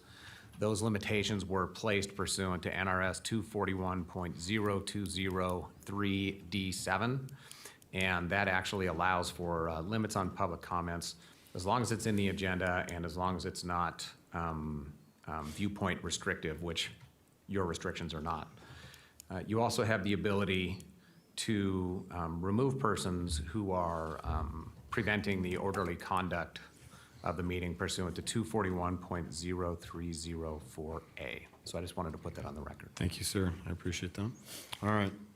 Seeing no further public comment, we'll close public comment for this morning, and we will move on to item 6. Mr. Manager. Item 6 is commissioners, county managers, announcements, reports, and updates to include boards and commissions updates, requests for information or topics for future agendas. All right. I'm going to go to our commissioners on the phone first and ask them if they have anything. Commissioner Hill, do you have anything you'd like to add this morning? No, I don't. Thank you. All right. Commissioner Hartung? No, Mr. Chairman, thank you. All right. Commissioner Jung, I have you signed in next. Thank you, Mr. Chairman. I would like to encourage, while I'm not in any way, shape, or form in charge of operations here at Washoe County, that is what the manager makes the big bucks for, I do want to encourage, and I am expecting a report of our operations, the flexibility or lack thereof, as a post-event of COVID-19. What are we changing from work from home? What are the job selections looking like for that, as well as to continue to improve upon what we did through using the librarians, which is this cross-functional training, so that our any functional area has the ability to pick up and work in a different functional area. And we have more flexibility as a government service rather than less. So I'd like to see, I don't know if you have to do it official, Mr. County Manager, and I haven't talked to you in a week, so I just need some reassurance, and I'm sure you are, but if I don't bring it up, I don't feel like, that just keeps itching in the back of my mind, let's just say that. Topics for future agenda items, I do want to talk about the recreation, travel, and tourism signage that Mr. Pelham brought up today, a new ordinance, and specifically, are there any universal standards that we can use in terms of the RSCVA's input and others, regular citizens who need signage, et cetera, to enjoy all of the great public lands that are out here? And I know Captain America is going to be mad at me for that because he doesn't like signs everywhere. But there is a role and form and function for signs, especially for visitors. And I can tell you, I've been here 22 years, and there are still places I have a hard time finding, like Crystal Peak Park, which we've discussed before. So I think if we could use a universal standard that people are used to anywhere that they would travel across the world or across this country would be a great help, Mr. Chairman, to direct people to the wonders of the nature that we have here and all the other great things that put heads in beds, which is something that then gets circulated through the RSCBA to do more marketing and tourism. So, and by the way, we saved them $8 million over 10 years for refinancing their bond. So it'd be nice to have us all talk about that. And then I'll never say that again, Mr. Chairman, because I know he's sick of hearing that. And then I wanted, because Commissioner Hill didn't announce, and the chairman hasn't had a chance to talk yet, but I also wanted to announce that we had a great ribbon cutting for the Glow show down at the Sands and at the Neon District. If you haven't been there, I highly encourage you to go on a not so smoky day and a not so hot day. The Sands every weekend does free jazz concerts out there on that giant patio, and I actually jumped online to see what the Sands was doing, because in the past, the Sands, sad to say, has not been a great redevelopment help downtown. Is that the nicest way I can say that, probably? But if you get a chance, you locals who haven't toured the Sands, they hired a new GM from Vegas, and there's a different mindset when you're born and raised in Reno running a place and when you've been in Vegas and this is what you make the big bucks doing. And they have revamped that whole casino. You should see what the rooms look like. So I really encourage you to go down there. It's free. You're free for this jazz concert in the evenings, on a nice evening again. And they actually launched 3 air balloons, if you noticed any that day. It was last Thursday, I believe, was it? Or Friday? Friday. Last Friday. Please take a look there. So they're partnering with the balloon race as well. The balloon races aren't until September, but they got 3 piloted professional balloons to take off from the Sands parking lot downtown, which also for me, I was surprised that that's even possible. And we did a ribbon cutting, and you might have noticed or not, the front page of the RGJ had a picture of our chairman, his gorgeous son, and the mayor. Me too.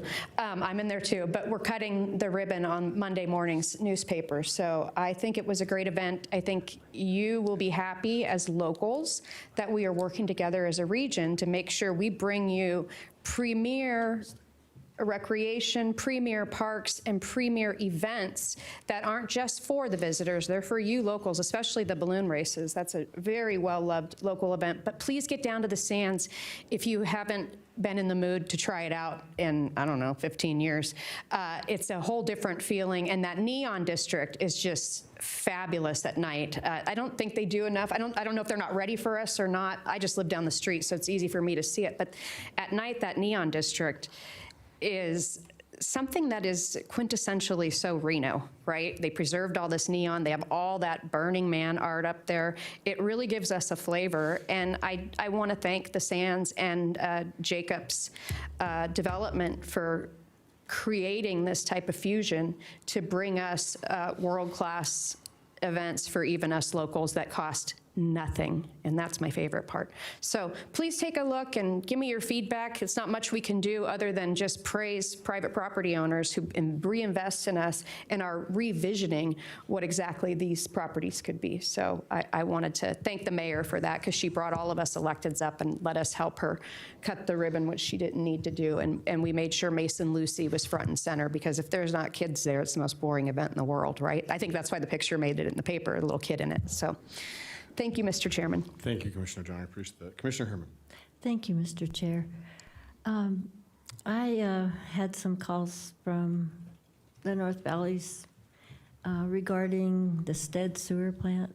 Mr. Solero, do you think you could get me a report on that? The problems that they're having there with the sewer? There's some fear in people's hearts there for sure. The second item is, from hearing some of the public comment, I kind of think maybe we might be kind of rushing over some of the agenda items, and maybe we need to explain a little bit more about some of them. sometimes we understand them maybe, and we don't, we just aren't kind of getting the points across for some of these things. Maybe a little education, a little time, a little extra time to explain them would be useful. Thank you very much. Thank you, Commissioner Herman. I want to start out with a couple things, kind of responding to public comment first this morning. The frustrations with the health district, I shared some of those frustrations with the health district.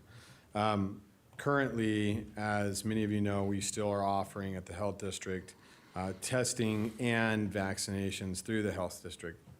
Vaccines are, as most of you know, at your own discretion, whether you choose to vaccinate or not. There is no mandate within Washoe County by us or the health district to vaccinate yourself. That is solely your decision as an individual. However, I am frustrated that we are over a year into this pandemic, and we have still issues with testing. Individuals that are getting testing are still being asked to take 3 to 5 days to get results. And across the country, that is a much shorter, even for PCR tests, time limit. And it frustrates me that if we are paying for testing and paying for individuals to participate in these types of testing, but yet we cannot get individuals results in faster than 3 to 5 days, almost a year and a half after this pandemic has started, that's a frustration to me. We should be able to turn around tests in less than 24 hours and get individuals, because it's pointless, in my opinion, to even test, contact trace, or do anything, or ask an individual to quarantine if they've been vaccinated, not vaccinated, or not, if we can't provide them the information.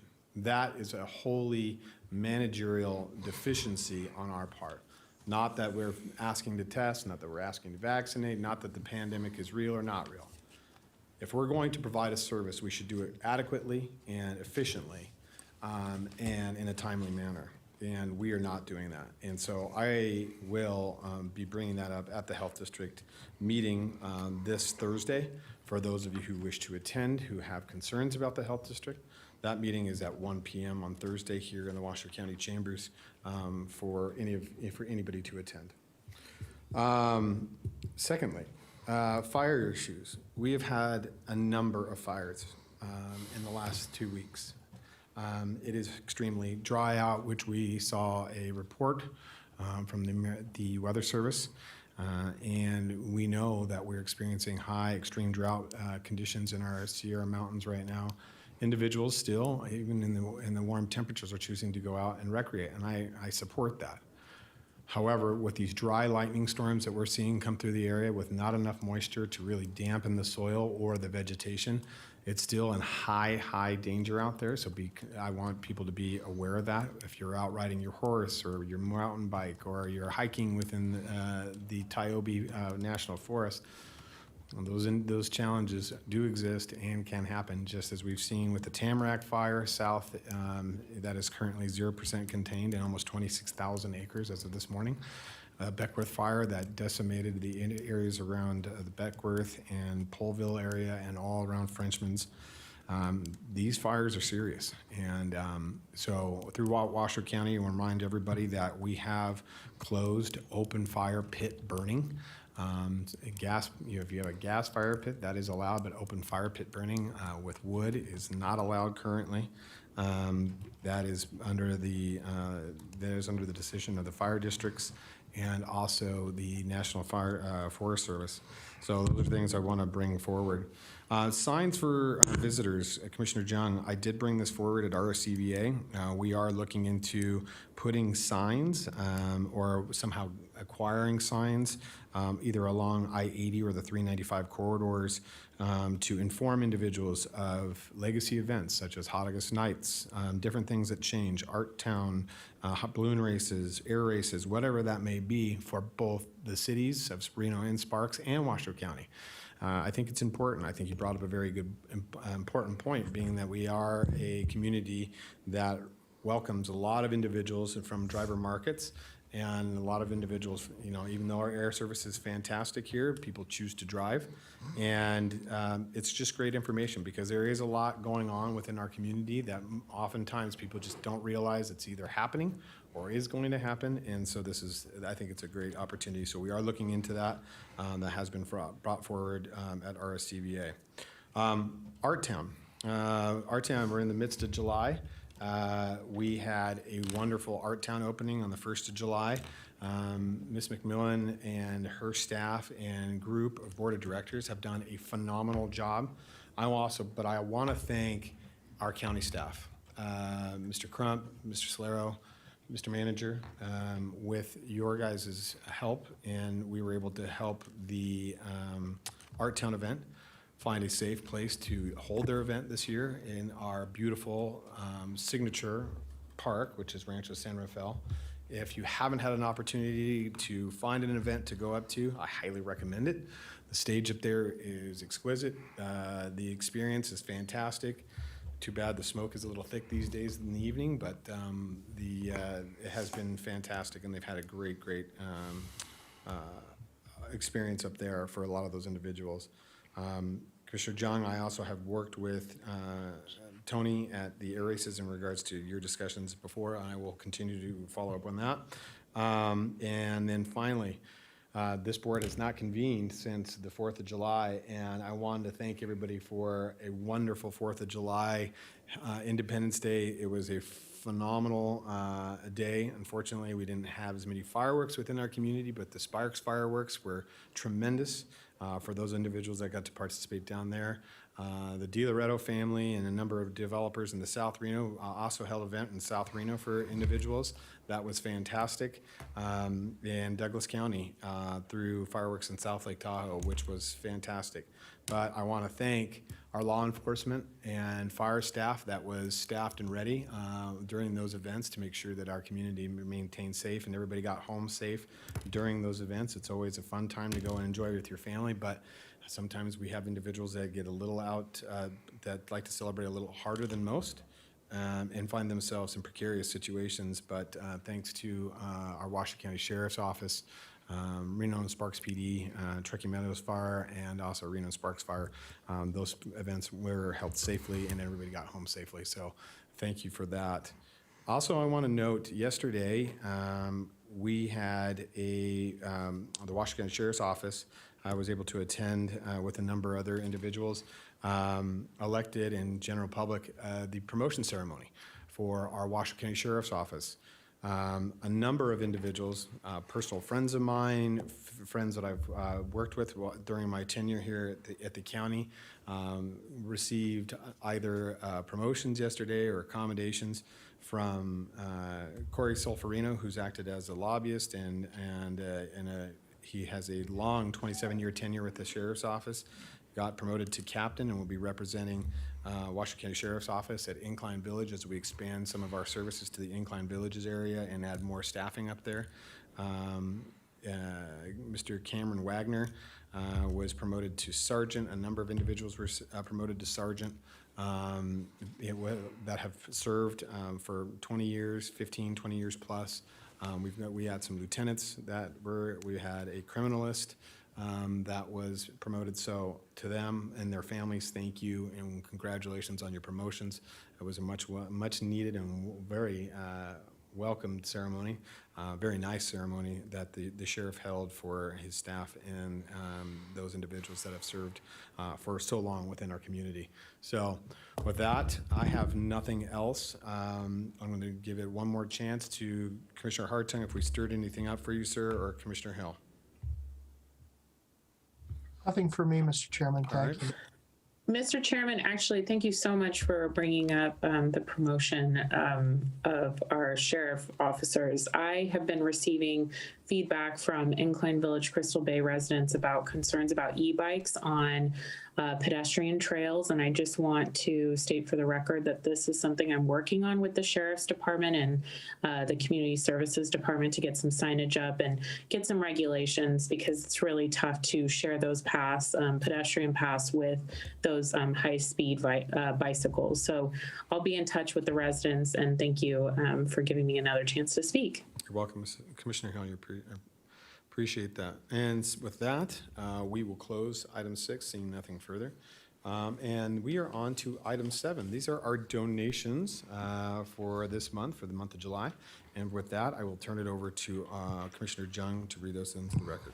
Thank you, Mr. Chairman. I would like to bring your attention to 7 Alpha 1.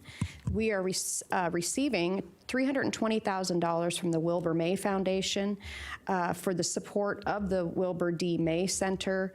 And this is for the fiscal year 22 temporary exhibits there. I do encourage you to get down. If you haven't been down there, there's always a fabulous exhibit there. And some of the most informed Washoe County staff docents that can tell you anything about Washoe County, but especially about from our partners of the Wilbur May Foundation.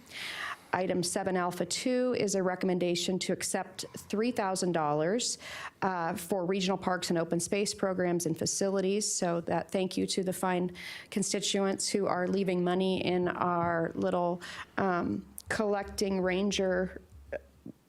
I don't even know what is this called? It's a ranger guide that you can put your money in at all of our parks, so keep doing that. I always say if you need to use one of our bags that we stash there, some friendly neighbor, crazy ladies, put bags in there when she has too many plastic bags. If you need a plastic bag, leave $1 in our metal ranger that's standing there. And this does add up. Certainly, this was one of my brilliant ideas when I first got on board because we had no money at all. It doesn't generate a lot of money, but it still generates 3,000 doll hairs that we would not have for Parks and Rec, who was cut by 48% during the Great Recession, as was the libraries. Item 7, Bravo 1, is a recommendation to accept donations from the Washoe County Regional Animal Services. These are people who just write checks. Maybe you went to pick up a lost or abandoned dog of your own, or you went to go ahead and adopt an animal. People write checks all the time for to our regional animal services, and it's close to $12,000 for just this last quarter, ending this fiscal year. And then finally, 7 Charlie 1 is we are accepting a donation of Mobile Vantage F3 robot and control system, which has a donated value of $20,000 from Peter Lisner to be used by the Washoe County Sheriff's SWAT team for tactical purposes. So, right, we send in a robot when it would be too dangerous to send in human beings because of either bombs, explosions, we don't know what's around a corner. So we sure appreciate Mr. Peter Lisner for his generous donation of $20,000 for this robot and control system, Mr. Chair. Thank you, Madam Commissioner Jung. I do appreciate that. Madam Clerk, do we have any public comment signed in on any of these items? All right, seeing no public comment, we'll bring it back to the board. At this time, I'm looking for a motion. Madam Commissioner Jung, is that in the form of a motion, ma'am? All right, I have a motion to accept the donations. Do I have a second? I have a second from Commissioner Herman. Motion and a second. I'll call for the vote. All those in favor signify by saying aye. Aye. Aye. And all those in opposition, please say nay. Motion carries unanimously with all commissioners voting. All right. We are on to our consent agenda. This is item 8. Mr. Manager, is there anything in the consent agenda that we need to pull this morning for any further discussion from staff, or is it ready, all prepared? It's ready as prepared. However, Commissioner Herman did ask me, based on public comment or public inquiries about item 8H3, maybe I could just, if it's okay, Mr. Chair, acknowledge what it is. Okay, well, why don't we do that with 8H3 right now, and we will move on for Commissioner Herman, if that's okay with you, for a brief presentation from Mr. Brown, and then we'll move on. Okay, item 8H3 is a recommendation to acknowledge the receipt of the Washoe County Local Government Coronavirus Relief Fund expenditures, $20.2 million from funds allocated by the Washoe County, by the state. This is a grant that was, if you will recall, was issued last June. This item is just an update to the reporting on how the monies are being spent. All right. So it's our it was also referred to as our CARES Act funding that came through the state that was used primarily for not contact tracing, but coronavirus-related expenses, including things that went into the CARES campus. Okay. Commissioner Herman, do you have any further comments or questions on that? Okay. Seeing nothing further on that, if there is no other questions and none of the commissioners have anything else they'd like to pull for presentation, I am looking for a motion. Move to approve. I have a motion. from Mr. Chairman? Yes. We do have public comment on this item, On, on the consent agenda. yeah, I will get to that as soon as Okay. I get done with Thank you. asking for my motions. Okay. Appreciate that. I have a motion for Commissioner Jung. Do I have a second? Second. All right. Hartung. I have a second from Hartung. Vice Chairman. Madam Clerk, do I have, will you please call public comment? Yes, we have Miss Cindy Martinez. All right.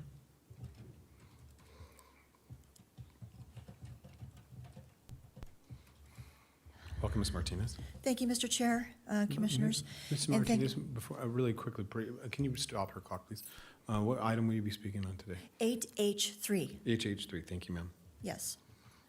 So thank you for that outline, Mr. Manager. And forgive me, but I've gone through all the supporting documents as well as the 422 pages from the Health District agenda. So I'm looking at your embedded documents here. So am I to understand that there's a list of how those expenses were allocated? Is that what this? And Yes, ma'am. Seriously, I don't remember because I read so many pages. Okay, so if I go back, I can, okay, perfect, all right. Okay, so thank you, that's helpful. I learned not only from our meeting last week, but I served as a director on my HOA for 2 years, and I learned then, yes, really, it's easy to sit on the other side of the dais and scream about the money, but until you're on the other side and you find out really how much money it takes to make the car go, it's really terrifying. So that's some of what I learned last Thursday. I'm not excited about it, but I understand the mechanism of it then. So thank you. Thank you, Ms. Martinez. All right, Madam Clerk, do we have any further public comment? There's nobody else signed in. All right, seeing no further public comment, I have a motion and a second for the approval of the consent agenda. I'll call for the vote. All those in favor signify by saying aye. Aye. Aye. All those opposed? Motion carries unanimously with all 5 commissioners voting. All right, so at this time, we are on to a block vote. Commissioner Jung, do you have a recommendation for a block vote this morning? Yes, I do, Mr. Chairman, and I would like to place this block vote in a motion. So I move to approve block vote items 9, 10, 11, 12, 13, 14, 15, 16, 17, 18, 23, 24, 25, 26, 27. All right, I have a motion for a block vote. Do I have a second? Second. I have a second from Vice Chair Hartung. Is there any questions by any of the commissioners on any of these items at this time? All right, seeing none, I will, Mr. Manager, will you read those items into the record, please? All right, item 9 is a recommendation to approve amendment number 1 to an indoor tennis court development agreement between Washoe County and Indoor Tennis LLC, a Nevada limited liability company, to extend the interim retroactively from June 19th, 2021 to December 31st, 2022, based on the unsolicited proposal for an indoor tennis facility and related improvements to be located at the Washoe County Golf Course property, and authorize Assistant County Manager Dave Solaro to execute amendment number 1 and all appropriate related agreements and documents. Item number 10 is a recommendation to adopt the Regional Archery Facility Master Plan. Item number 11 is a recommendation to approve an agreement for professional consulting services for the Washoe County South Truckee Meadows Wastewater 2020 Expansion Project Owners Representative Services between Washoe County and Rock Solid Solutions in an amount not to exceed $269,102.50. Item 12 is a recommendation to, number 1, award a bid and approve the agreement to the lowest responsible bidder for the public and visiting administrative remodel project at the Washoe County Sheriff's Office, which is at 911 Parr Boulevard, PWP-WA-20 2021-308. Staff recommends Raymond Brothers Construction in the amount of $784,855, base bid of $724,526, plus a bid alternative number 1 for $60,329 for an ADA approved public restroom, and number 2, to approve a separate project contingency fund in the amount of $150,000 for a total project budget of $934,855. This project will be funded through the United States Department of Justice, the State of Nevada Department of Public Safety, and an Office of Criminal Justice Administration grant. Item number 13 is a recommendation to approve the purchase of 2 replacement Thomas-built 14-passenger buses from Bus West 21107 South Chico Street in Carson, California 90745, in the total amount of $159,026.50, utilizing Hemet Unified School District's bid numbers 061719 pursuant to the joinder provision of NRS 332.195, and number 2, authorize the purchasing and contracts manager to use Hemet Unified School District's bid number 061719 pursuant to the joinder provision of NRS 332.195 contract usage agreement. The purchase of the 2 buses will replace 2 buses which have been in service for more than 15 years and have reached the end of their useful lives. The buses will be assigned to the Department of Juvenile Services, which contracts with several agencies to provide work crews that provide labor for several programs. These buses are critical to effectively managing these contracts. Item number 14 is a recommendation to retroactively approve purchases for temporary staffing for My Next Career Path not to exceed $1.5 million in FY22 to support the COVID-19 response efforts and COVID-19 vaccination events for the health district. Item number, a subaward from the State of Nevada Department of Health and Human Services Division of Welfare and Supportive Services Child Care Licensing in the amount of $383,000, no county match, retroactive to July 1st, 2021 through June 30th, 2022 to provide child care licensing and monitoring within Washoe County, and authorize the Director of the Human Services Agency to execute the subaward and related documents. Item number 16 is a recommendation to accept a grant award agreement between Washoe County Human Services Agency and the William N. Pennington Foundation in the amount of $326,250 with no county match, retroactively from June 30th, 2021 to June 29th, 2022 in support of children in foster care. Authorize the Director of the Human Services Agency to execute the agreement and direct the Comptroller's Office to make the necessary budget adjustments. Item number 17 is a recommendation to accept a notice of subgrant award in the amount of $1,709,550, $854,775 per fiscal year, no county match, from Nevada Clinical Services, Inc., and managed by the State of Nevada Division of Public and Behavioral Health, retroactive from July 1st, 2021 through June 30th, 2023 to provide crisis and jail diversion services through a mobile outreach safety team, or referred to as the MOST team, to individuals with mental health conditions who have come into contact with law enforcement.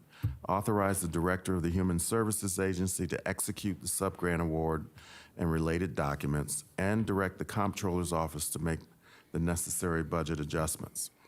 Item number 18 is a recommendation to accept an FY21 Nutritional Engagement Subgrant Award from the State of Nevada Aging and Disability Services Division in the amount of $195,713, $1,356.95 in county match, retroactive from October 1st, 2020 to September 30th, 2021, to support the cost of nutrition equipment for the congregate and home delivered meals programs. Authorize the director of the Human Services Agency to execute the grant, award documents, to approve the transfer of vehicles to the Human Services Agency fleet managed by Equipment Services, and direct the Comptroller's Office to make the necessary budget amendments. Item number that was 18. Item number 23 is next, I guess, is a recommendation to approve a professional services and funding agreement between Washoe County, the cities of Reno and Sparks, and MedTrans Casal of Reno, DBA which is the DBA as WellCare Medical and Behavioral Clinic, better known as WellCare, engaging WellCare to oversee the operation of a 20-bed community triage center for those in need of crisis psychiatric services, medical and social detoxification from alcohol or other substances, or co-occurring disorders for individuals who are 18 years of age or older and are not in need of emergency room care, for a total amount of $500,000, of which Washoe County is responsible for $255,000, effective retroactively to July 1st, 2021 through June 30th, 2022, with the option to renew for a one-year period. Approve the use of general fund contingency in the amount of $255,000 needed to support Washoe County's portion of the Community Triage Center agreement. If approved, direct the Comptroller's Office to make the necessary appropriations transfers. Item number 24 is a recommendation to approve a month-to-month interlocal agreement between Washoe County on behalf of the Washoe County Sheriff's Office and the Truckee Meadows Fire Protection District for dispatch services in an amount not to exceed $75,000 per month, starting August 1st, 2021 through June 30th, 2022. Item number 25 is a recommendation to approve the reimbursement of costs incurred by the City of Reno, the City of Sparks, Departments of Washoe County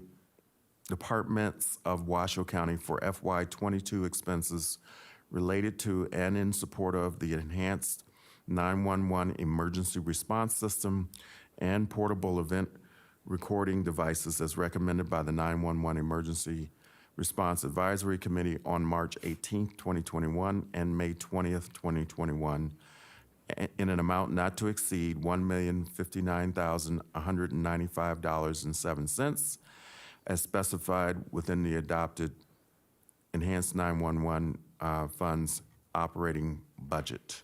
Item number 26 is a recommendation to approve fiscal year 2021 renewal of contracts, maintenance agreements, licenses, professional services, and sole source purchases of computer network equipment through joinder with National Association of State Procurement Officers, master price agreements for State of Nevada with ePlus Technology, Inc., and approve expenditures that will aggregate to exceed $100,000, but not to exceed $1.4 million, and will remain within the available technology service budget for FY 2021. General fund includes SolarWinds renewal not to exceed $25,000, networking for network monitoring software. F5 renewal, but not to exceed $26,000 for web application firewall. Proficio not to exceed $182,000 for Security Operations Center as a service for 24/7 cybersecurity monitoring. Network equipment and maintenance not to exceed $1,037,000. Network equipment and maintenance renewals from Cisco Systems, ForcePoint, Arista, and Palo Alto Networks, and professional services not to exceed $130,000. Professional services for deploying and configuring network equipment and developing network designs. Item number 27 is a recommendation to approve fiscal year 2021 renewal of contracts, maintenance agreements, licenses, and sole source purchases of desktop computers, laptops, servers, storage, disk backup, and associated computer hardware through joinder with National Association of State Procurement Officers master price agreements for State of Nevada and Dell EMC, Inc., and approve expenditures that will aggregate to exceed $100,000 but not to exceed $1,450,000 and will remain within the available technology services budget for FY 21-22. General fund includes a VMware enterprise level agreement not to exceed $160,000 for VMware licenses, VMware NSX Virtual Firewall, AirWatch Green Management Suite, AirWatch Content Locker Standard, VMware Horizon Standard renewal not to exceed $17,000 for licenses, desktop computers, laptops, servers, storage, disk backup, associated hardware, maintenance not to exceed $1,273,000. Mr. Chair, I think that concludes the block vote items. Thank you, Mr. Manager. I do appreciate that. All right. Madam, before we jump into a vote here, being that I have a motion and a second, do we have any public comment? We do. On item 9, we have Ken Crater. Mr. Ken Crater, all right. Mr. Ken Crater is. And then on item 14, 17, and 23, I have Cindy Martinez. All right. Ms. Martinez.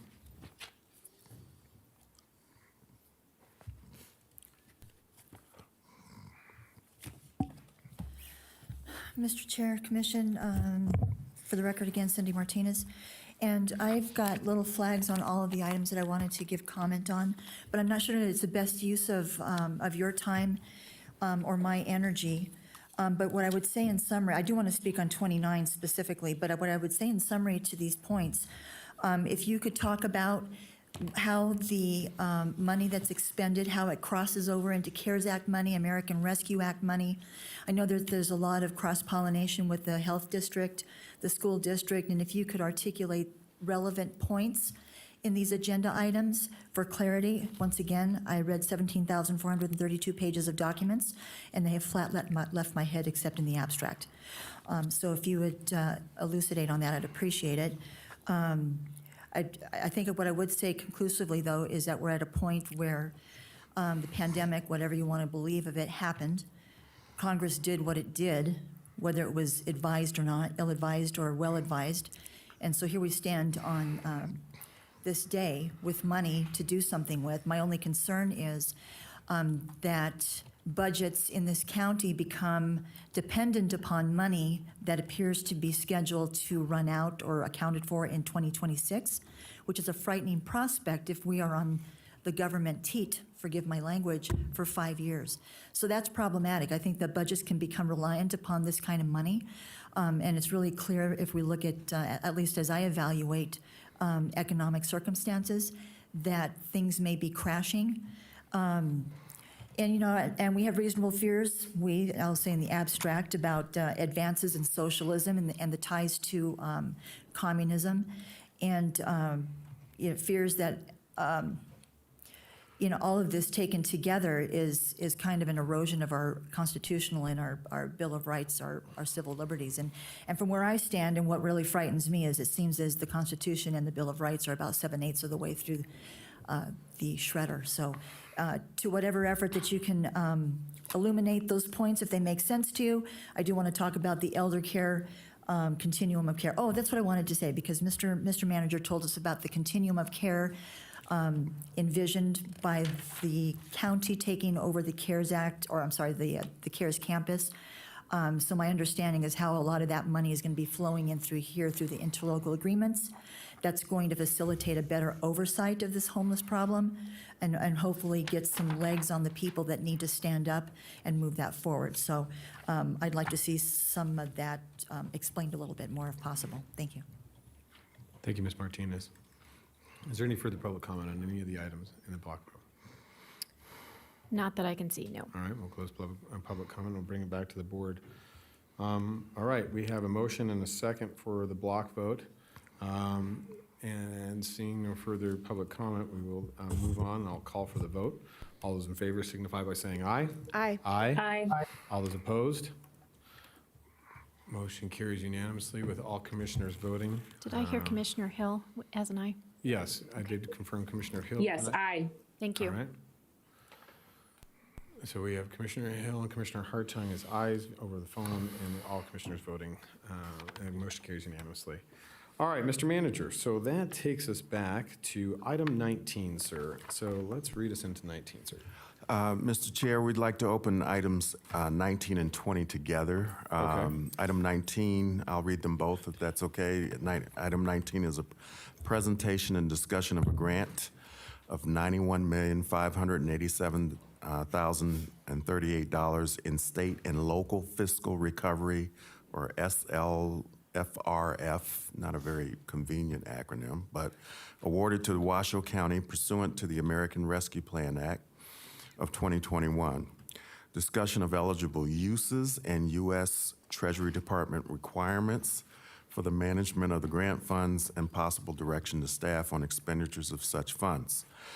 The second item, item 20, will be a recommendation to accept the funds, accept the coronavirus state and fiscal recovery funds allocation from the United States Department of Treasury in the amount of $91,587,038, no county match, with a retroactive period from March 3rd, 2021 through December 31st, 2024, during which time all funds must be incurred, all funds must be expended by December 31st, 2026, retroactively authorize the county manager to sign award documents and direct the comptroller's office to make the necessary budget amendments.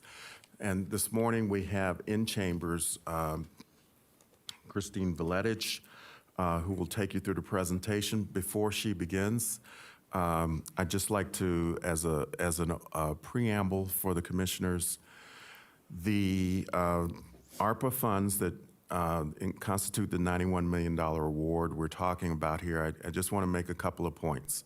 One is, this is very different than the CARES Act funding we received last year in a couple of important ways. Obviously, it's a lot more money, 91 million as opposed to 20.2 million, which you saw in item 8H3. Secondly, it has a much longer funding window. And as such, as we've come to understand the eligibility requirements and the reporting requirements, this is a much more involved funding situation that will require county and staff to be very deliberate about determining the process for how we will spend the funds, and also in terms of accounting for the funds. The reporting requirements are quite a bit more involved than they were for CARES Act. So I ask you to, in terms of managing your expectations around the timing of how these monies will be spent, we're not going to stutter step, but we need to take our time, be very deliberate, because this is a massive undertaking, and I'll turn it over to Ms. Veletich and let her take you through the presentation. Thank you, Manager Brown. Yes, and Manager Brown is absolutely right. We have a great opportunity here to do really good things in our community, and we have more time. If you'll recall, with the CARES Act funding, we didn't even receive money until August, and then we had to spend it by December. It was sort of a fire drill to make that happen. Here we can have more time and we can be more deliberate about it. This is just a big overview of the American Rescue Plan Act. It totals $1.9 trillion. Of that, the state and local fiscal recovery funds, the SLFRF, which is a really tough acronym, I agree, is $350 billion, and that's mainly what we'll be talking about because our award is included in that $350 billion, but I just listed some of the highlights of the other funding that is available through the Act. A lot of it is competitive grant funding that we might also be able to pursue. So the $350 billion for state and local recovery funds, of that, state of Nevada will receive $3.3 billion, Washoe County $91.6 million, Reno and Sparks will also receive monies. So a total of about $159 million directly to our county and cities within Washoe County. Some key principles, a lot of what I'll be talking about today, eligibility and compliance-wise, is from the U.S. Department of the Treasury. They've issued their compliance and reporting guidelines that we have to follow. So I've tried to summarize that as best I could, but the key principles, which I think are good to know about, is that, obviously they want to ensure that we have effective oversight, so they don't want fraud, waste, or abuse of funding. As with any grant, we always look to do that. They call it out. Projects funded must respond to COVID-19 public health emergency and meet urgent community needs. We've got a lot of those. Projects funded should advance shared interests, and promote equitable delivery. So they're looking to provide opportunities for underserved communities. And then we have to be transparent and public accountability. Those things are very important because we want to maintain the public's trust.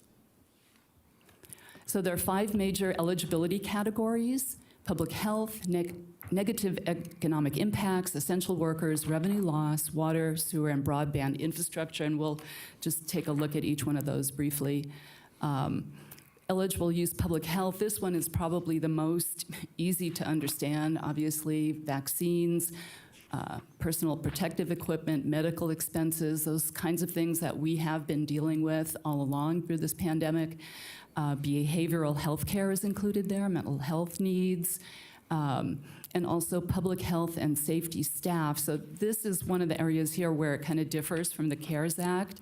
The funding is available for payroll and benefits for public health and public safety and human services staff, but with this money, they have to be primarily dedicated. With the CARES funding, it was very broad, and we could use it for public safety just in general for staff. Here, they have to be primarily dedicated. Addressing negative economic impacts, they want to be able to make it available for impacted industries, rehiring staff and payroll and benefits. That doesn't really apply to Washoe County. We did not have to reduce our staffing. As you heard today, we actually were able to redeploy staff. Small business support, which we also did some of under the CARES Act. And then the important one that we've highlighted here is hardest hit communities. So those disproportionately impacted communities, homelessness, affordable housing, disparities in education, and promoting healthy childhood environments. Another eligible use is premium pay for essential employees. Again, some stipulations here. Essential workers have to be employees that are regularly and physically interact with the public or handle items handled by others. For our public sector, that includes public health, safety, social services, but again, primarily dedicated employees. And then what they envisioned for private sector really are those types of workers that are lower paid, nursing home workers, home care, food production, grocery store, warehouse operations, those types of employees. And there is the ability to provide a premium pay up to $13 an hour in additional wages, but there are some stipulations on that too. It can't be, they have to be making less than 150% of the average wage for our region. Replacing public sector revenue loss, this is one that we are working on. Washoe County, very lucky to have a robust economy even in a pandemic. So we did not see huge losses in property taxes or taxable sales. We did see a dip those couple of months, March and April, but by and large, our biggest revenues were not that impacted, but we're looking at all revenues, and there's a pretty complicated calculation that we have to do using 2019 as a base year, then looking back 3 years, and we can apply a growth rate. So we're working on that. The important thing to remember about this is that this is the one category that if a public agency does have revenue loss, that we could use the funding more broadly. We could use it for general governmental services. We could use it for infrastructure projects outside of those that they've already determined. So we're looking at this very closely and calculating to see if there's anything that we have there. And then lastly, infrastructure, they've specifically stated water, sewer, and broadband.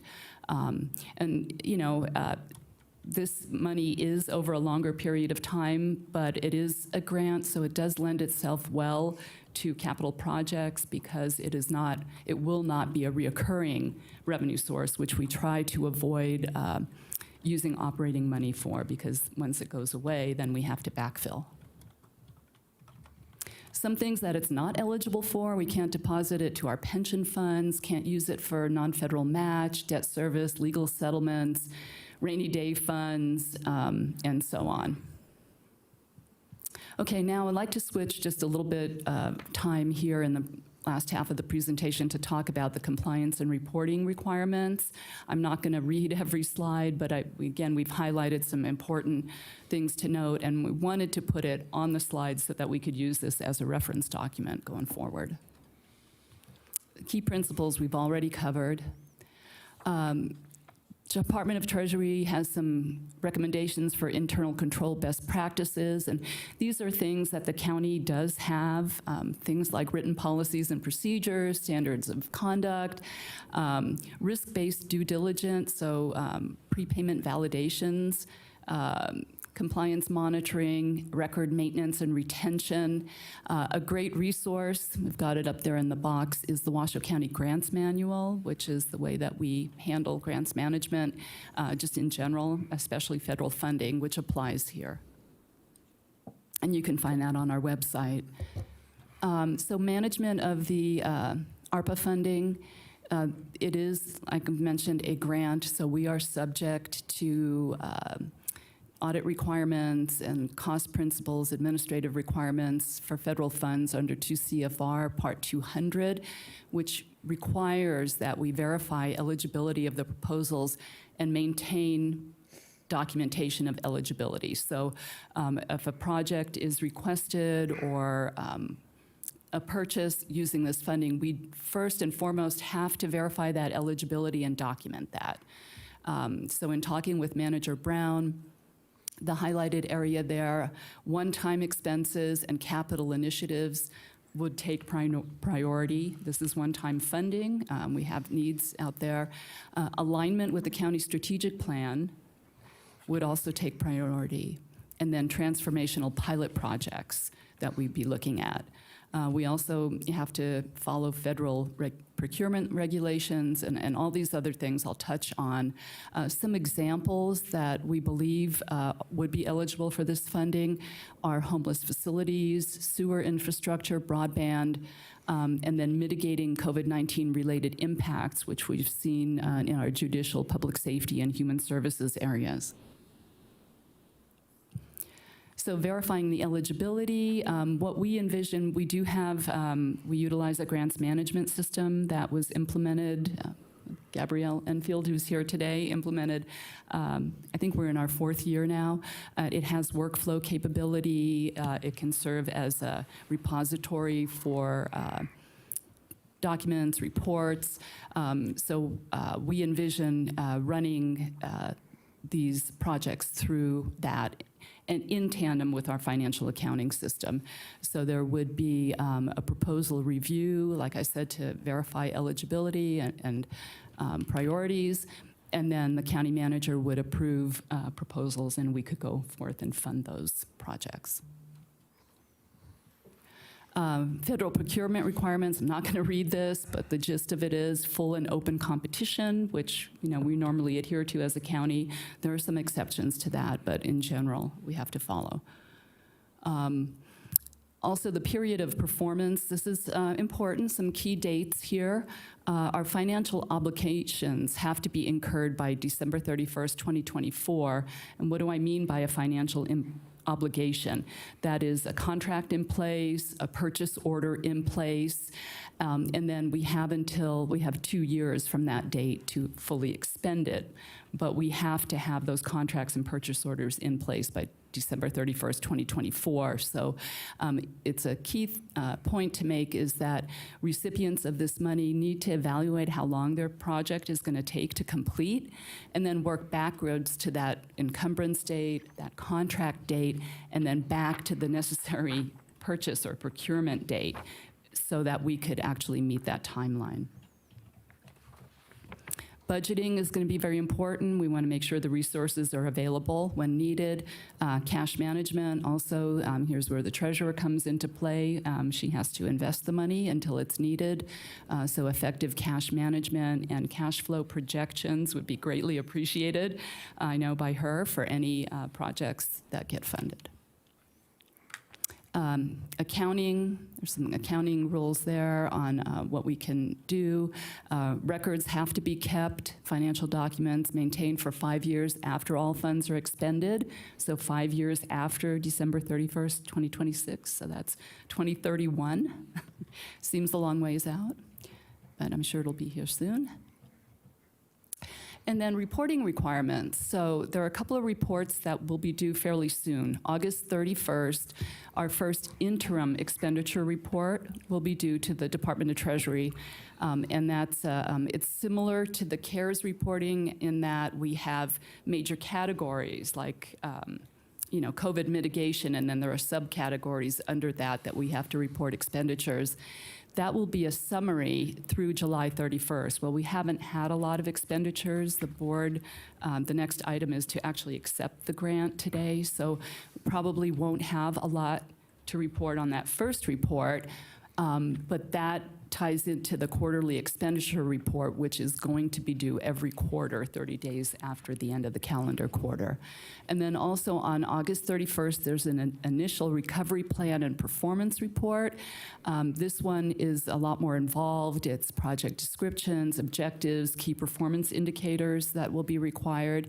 But again, the first one is through July 31st, so not a lot of spending here. It would be more on any direction that we get today or between now and the end of the month that we could put our plan in place, and then that report will be due each year by July 31st. Just a little bit more about what's entailed in that report. You can see different components from an executive summary, performance measures, labor practices, community engagement, uses of funds, and so forth. We also have requirements to meet the legal requirements relating to civil rights for non-discrimination and non-discriminatory use of federal funds, and then also subrecipient monitoring. So it may be that some of these funds go to a local nonprofit or an entity outside of the county. We have to closely monitor, we have to validate before we can reimburse them, and so on and so forth, as we would with our own funds, but we also have to monitor subrecipients. And then this is a great infographic that was created by Josh Andreasen in our county manager's office that I think ties it all together. There's our $91 million award. We're in the stage now of gathering input, reviewing documents. County manager has said that we would like to have all proposals, at least the initial proposals, due by August 6th. Again, we have some time. We don't have to figure out how we're going to spend 100% by August 6th, but if we have initial proposals, let's get them in. We'll develop the plan. Target dates to bring another update back to the board would be August 24th, and then again on September 28th, so in advance of those reports that are due August 31st and October 31st. And then we would distribute the funding and fund projects. 50% of the funding is currently available in fiscal year 2022 because we did receive that money, about 45 million plus already. We do have that cash, but the other 50% won't be available for a year. So that lends itself perfectly to be available late this fiscal year, or primarily more for fiscal year 2023. And then we've got our oversight and reporting, which we've already talked about. And that's it. If you have any questions, I'd be happy to answer. So before we begin with questions, just a couple of comments. The input that Christine referred to initially has been with the department heads. So I've started conversations with most of the department heads about a month ago, getting them to think about, based on the eligibility requirements, what are the types of things that they think we should be considering. We'll close that up by, in terms of receipt of those, by the end of next week, and then begin assigning priorities. The second thing is the community engagement is a different feature here versus CARES Act. And they are really looking for us to demonstrate that we have received meaningful community impact that addresses equity of how the monies are being used, evidence that we understand who the underserved populations are and are using the monies in that way. And so I don't want to miss that point, because I think that's one of the things over the next 30 to 60 days that we really got to get focused on, is how do we collect that part of the information, so it's not just an internally focused, what do we at the county want to think we need to spend money on, but what does our public and what does our community feel like we need to spend money on? Some of the things that I want you to think about in terms of transformative, when we say transformative projects, I think about the wastewater study that we did with UNR as an example of that. That's something that we would not normally have done. It's a new technology that we continue to use, by the way, to monitor COVID levels in the community. But it was a one-time expense that we shared with Reno and Sparks to leverage the expertise over at UNR that I think will continue to benefit this community for many years to come. What are the other projects like that that are transformative that we can put the dollars to that will continue to help the community?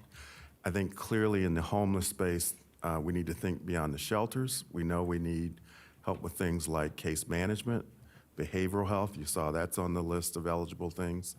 So that's something that we're considering, is if we know that those are key needs, how do we put those resources in place so that we're not just sheltering people in our homeless efforts, we're actually helping to get them where they need to be so they're productive members of society.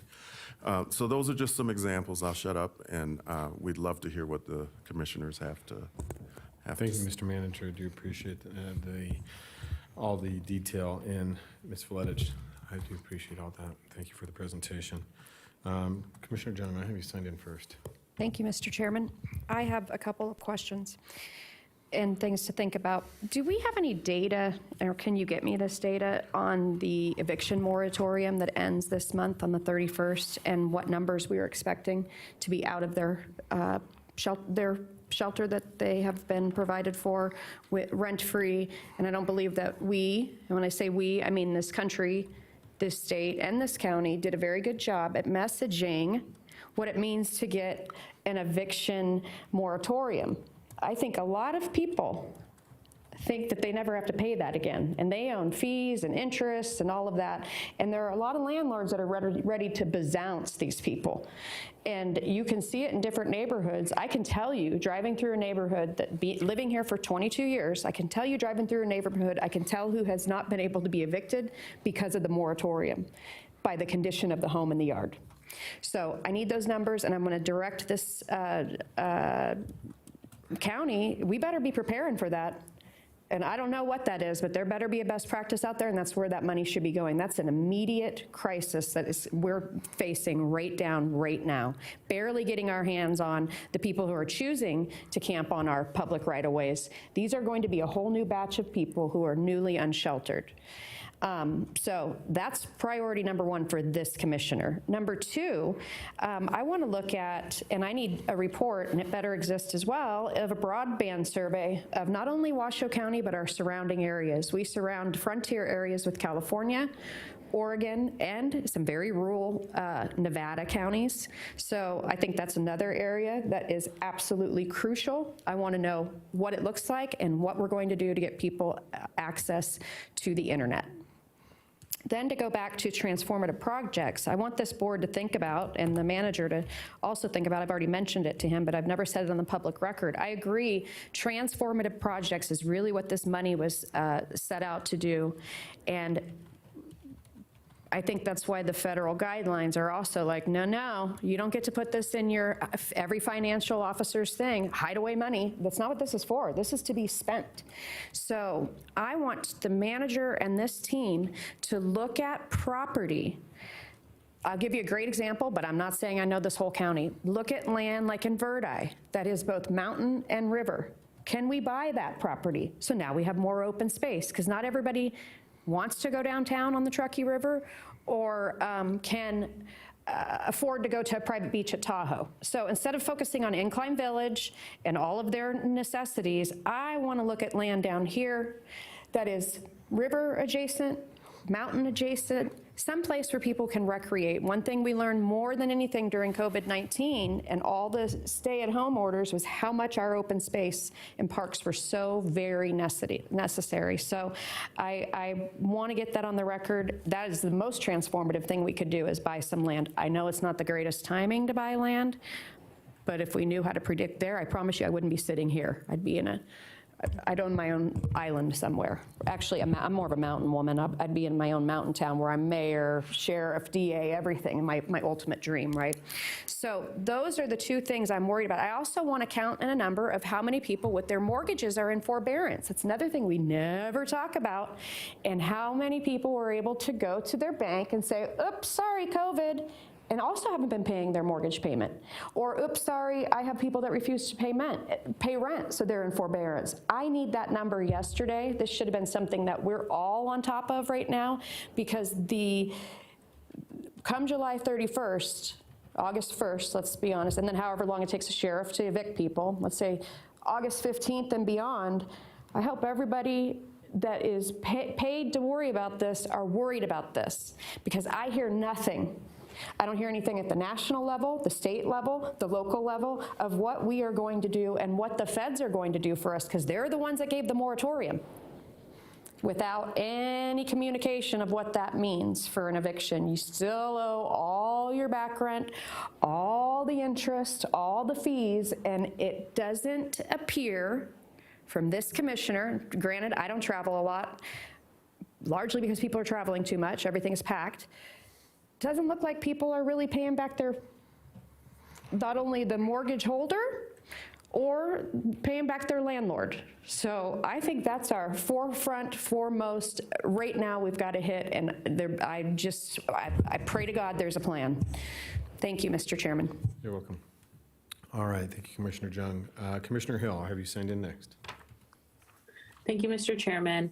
And I would like to reiterate some of the things that Commissioner Jung had stated. I think that it's really important for us to focus on broadband. I know in my district, that's something that's really badly needed when talking to my constituents, and I know that it's needed throughout the county.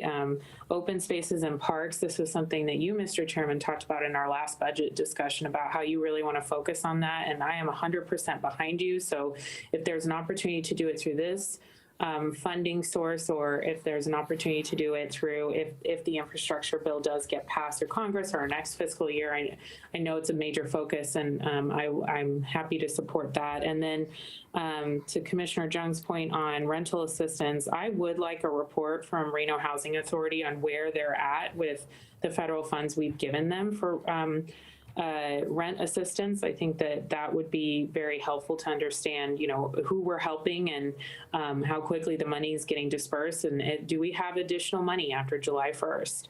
On behavioral health, I think there's a lot of opportunities for us to partner on mental health services.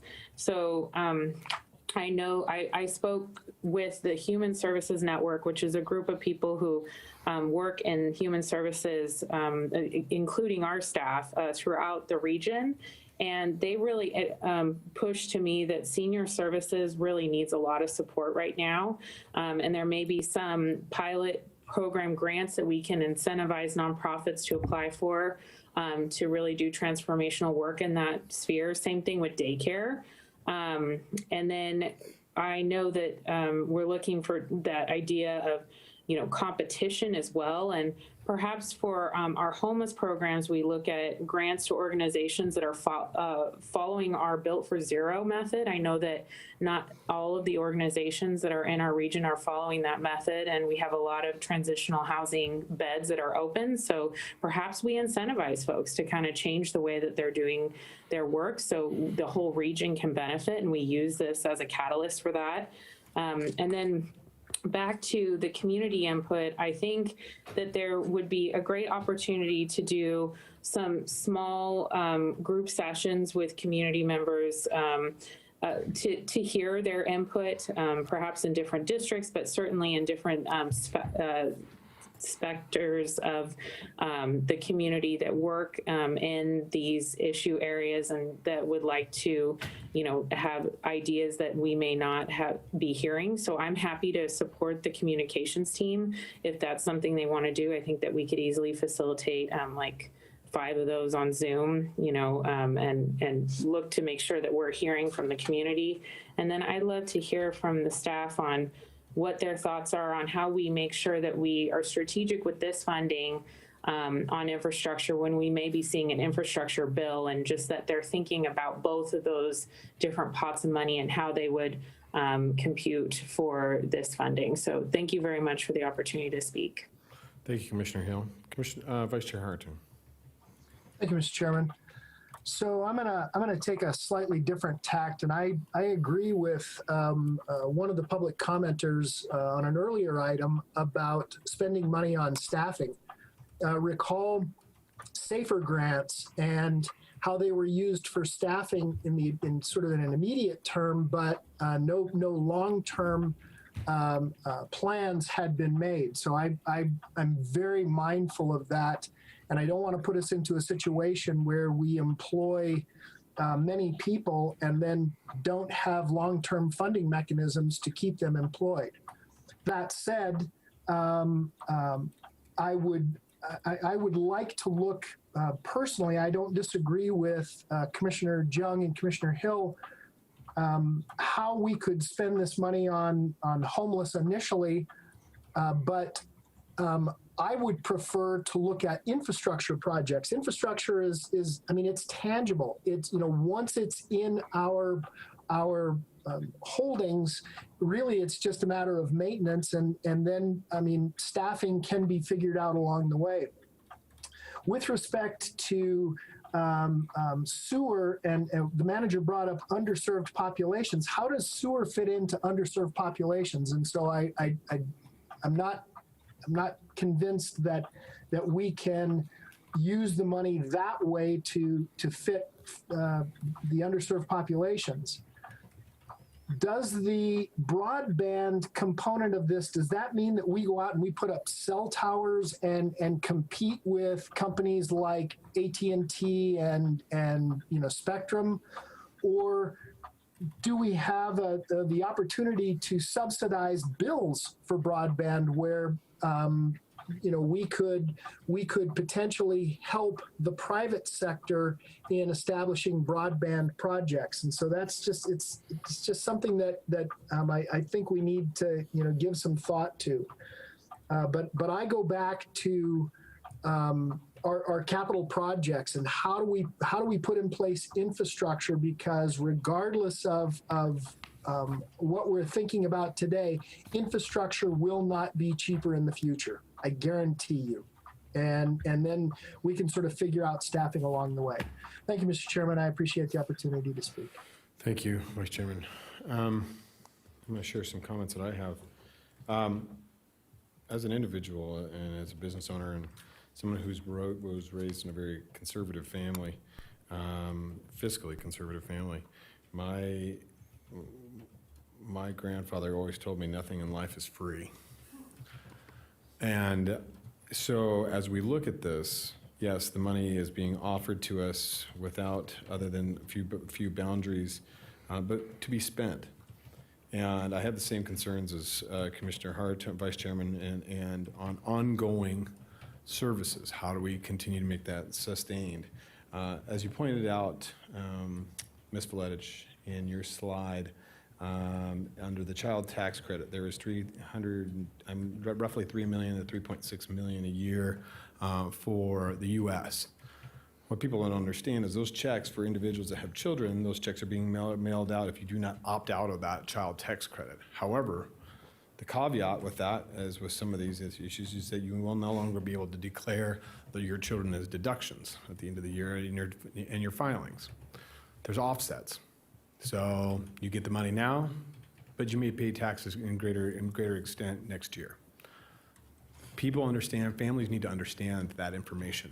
I think that is prudent information. How individuals are going to get direct relief from the federal government. Information is our job to employ and educate our community about what this funding looks like.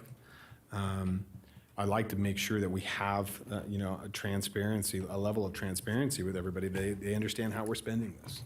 What this looks like. I would agree with Commissioner Hill that I would urge all the commissioners to participate in some sort of a forum or outreach within their districts to get feedback from their community on what they feel based upon the guidelines and based upon understanding what the how, the where, the when, the why these funds are spent, what their thoughts are about where we send in those funds. It concerns me, obviously, that we're jumping in and we have less than 16 days now, a little bit less than 2.5 weeks to that first initial proposals that we're seeing. So that's, obviously it's not super fast, but in government, that's super fast. And then obviously we have updates coming mid-August on the 28th of September. But when we look at these things, and I share the same concerns as Commissioner Hartung in the sense that broadband is essential. Getting internet to homes is essential. But most of these individuals today rely upon cell phones. This is where they get their internet. This is how they have access to the web. What does that mean? How do we subsidize? Is that subsidized by us? Some of those details are necessary. And we need to make sure that. The other thing I would talk about if we're talking about broadband is cybersecurity. We don't talk about it enough in the sense that it happens and individuals' information and is distributed widely on the internet and has access to that. Those are things that I would be concerned with if we're talking about broadband infrastructure. And then sewer and water infrastructure, I would agree with, is necessary that we discuss those impacts to the northern parts of our county, the North Valleys in District 4 and District 5, to identify what are the future uses, not only for sewer reclamation, but also the usage of reclaimed water. Purple pipe throughout our community. How do we reuse that water? As we said it before, and I'll say it again, our true gold in these days and age in the state of Nevada, as a fifth generation Nevadan born and raised, it's no longer a precious metal, it's water. And so we've got to figure out a way, if our community is going to continue to grow, how we efficiently utilize the water resource that we have, and what those standards are going to be. But to what Commissioner John and Commissioner Hill brought up, as a parent and an avid outdoorsman, open spaces are crucial. And I think our parks have been overlooked for so many years, and we, through budget cycles that I participated early on, we never felt that they were as important because they were always something of greater need. I can't say enough about how great the need has been over the last year and a half for individuals to get out of their home and safely recreate, not in a collective space, but somewhere on grass. And I luckily get to take both of my children to many parks throughout our community because that's what they love to do. Many of our parks are in massive disrepair that lack restroom facilities. They lack a number of things. And that's because of, as Commissioner Jung pointed out, we cut those budgets significantly and never repaired those. And that's a massive deficit to this community. And I think that's something that we need to continue to look at. And if there's any way we can look at that through an infrastructure initiative and public health. And then lastly, the lab situation. And I'll talk about it, as I brought it up earlier, and my disappointment in our testing and our ability to turn around. This will not be the last pandemic. We'll see more. Viruses have existed for many, many years. How we respond is how we need to continue to look forward to. I'm a future planner, let's not spend the money about what you needed yesterday, but what we need tomorrow. And if we're going to address public health going forward, and we're going to work collectively with the health district, I would like a smart, very sound, acceptable way to approach public health emergencies, not only through our EOC, but also through our district board, our district health, to address testing, vaccines, treatment, whatever that may be, in a very smart and judicious way. So those would be my comments and recommendations, just off of the cuff. Obviously there will be more, and they'll be more specific as I spend more time with this. But those are my initial discussions. Do we shake anything loose for any of the other commissioners for that? Commissioner Herman, you have not had an opportunity. Would you like to add anything? Okay. Okay. I'm going to thank you, Ms. Valedish. I appreciate you coming up and giving that presentation. Do we have public comment signed in, Clerk? We do. Actually, for 19 and 20, we're hearing them together, correct? Together, combined, yes. So for both items, I have Cindy Martinez signed in. All right, Ms. Martinez. Okay. Then I have Ken Giotto signed in. All right. Mr. Otto.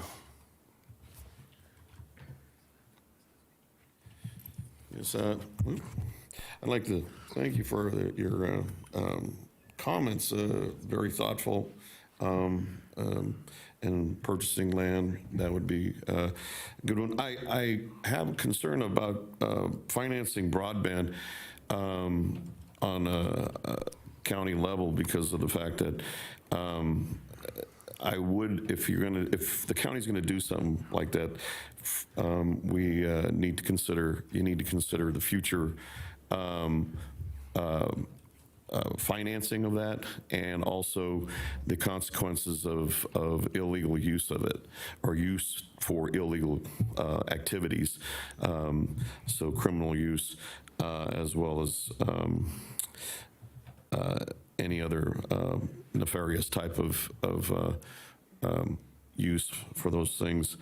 And the other thing is, as you indicated, the Commissioner Lucy, nothing's for free, and I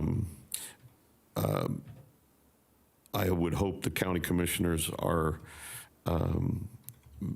if this money is awarded, then or anyway, that it's used for one-time items where the county's not going to end up being obligated to keep funding things, such as what happened with the school district with a couple of their issues that I won't get into, but it could end up obligating taxpayers for things that we just don't want to be obligated for into our old age, the remainder of our old ages,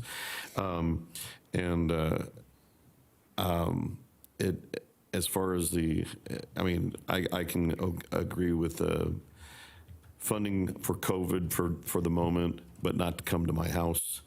Hopefully you won't consider doing anything of that nature, because I have a no trespassing sign on my house. And I have no intentions of getting any shots. But that's pretty much all I have to say. Thank you. Thank you, Mr. Otto. Mr. Brown. So, Mr. Chair, if I could just, and first of all, I want to thank the commissioners and the public speakers for your comments. This is exactly the kind of feedback that the staff was looking for. And rest assured that I will be following up with each of you individually as commissioners to drill down into this deeper. But in response to a couple of things that were said, let's start with broadband, a topic that is, I think all of you know, is near and dear to my heart. I spent quite a few years in that industry. We are already in the process of taking a look at where the needs are around the county. Right now, there are some areas of the county, northern reaches of the county in Gerlach, Washoe Valley, parts of Incline Village that we know historically have been areas of where broadband issues are involved.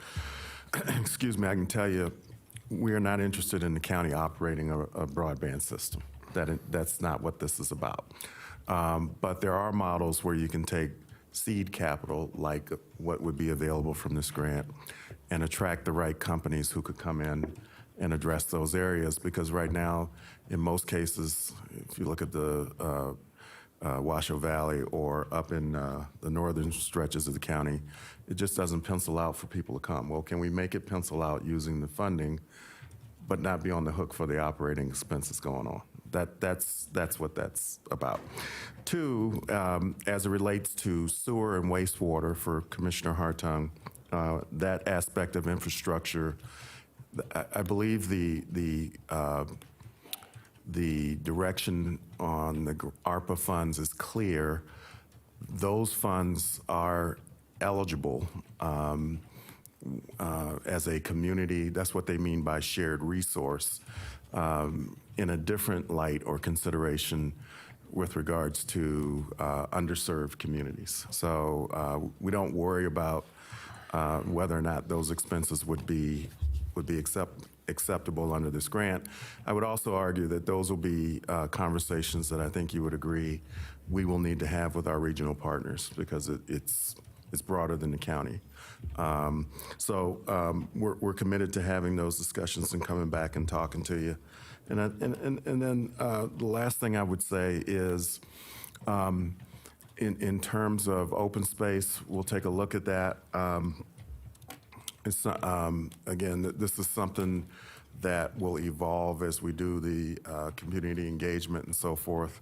But thank you for the comments that you as commissioners have shared with us. I think gives us a good place to start, and we will get on it. Thank you, Mr. Manager. I do appreciate it. We do have items 19 and 20 open at this time. Commissioner Hartung, do you have any questions for the manager? I do, Mr. Chair. Thank you. So, Mr. Manager, maybe, and we can certainly talk about this offline, when we talk about underserved, would conversion from septic to sewer be part of this potentially? Yes. Okay. Thank you. But Mr. Vice Chair, the way they talk about broadband infrastructure, broadband, sewer, and water is not tied to underserved. That's what the point I'm trying to get across to you. Okay. The other kinds of expenses, they do want to see evidence that we're considering underserved, what they call historically underserved communities. A little different consideration when it comes to infrastructure, broadband, sewer, and water. Okay. Well, no, and Mr. Manager, and I appreciate that, but I mean, we do have some underserved communities. I mean, I'll use in my own district, Wadsworth, as the example. They're in desperate need of broadband. Right.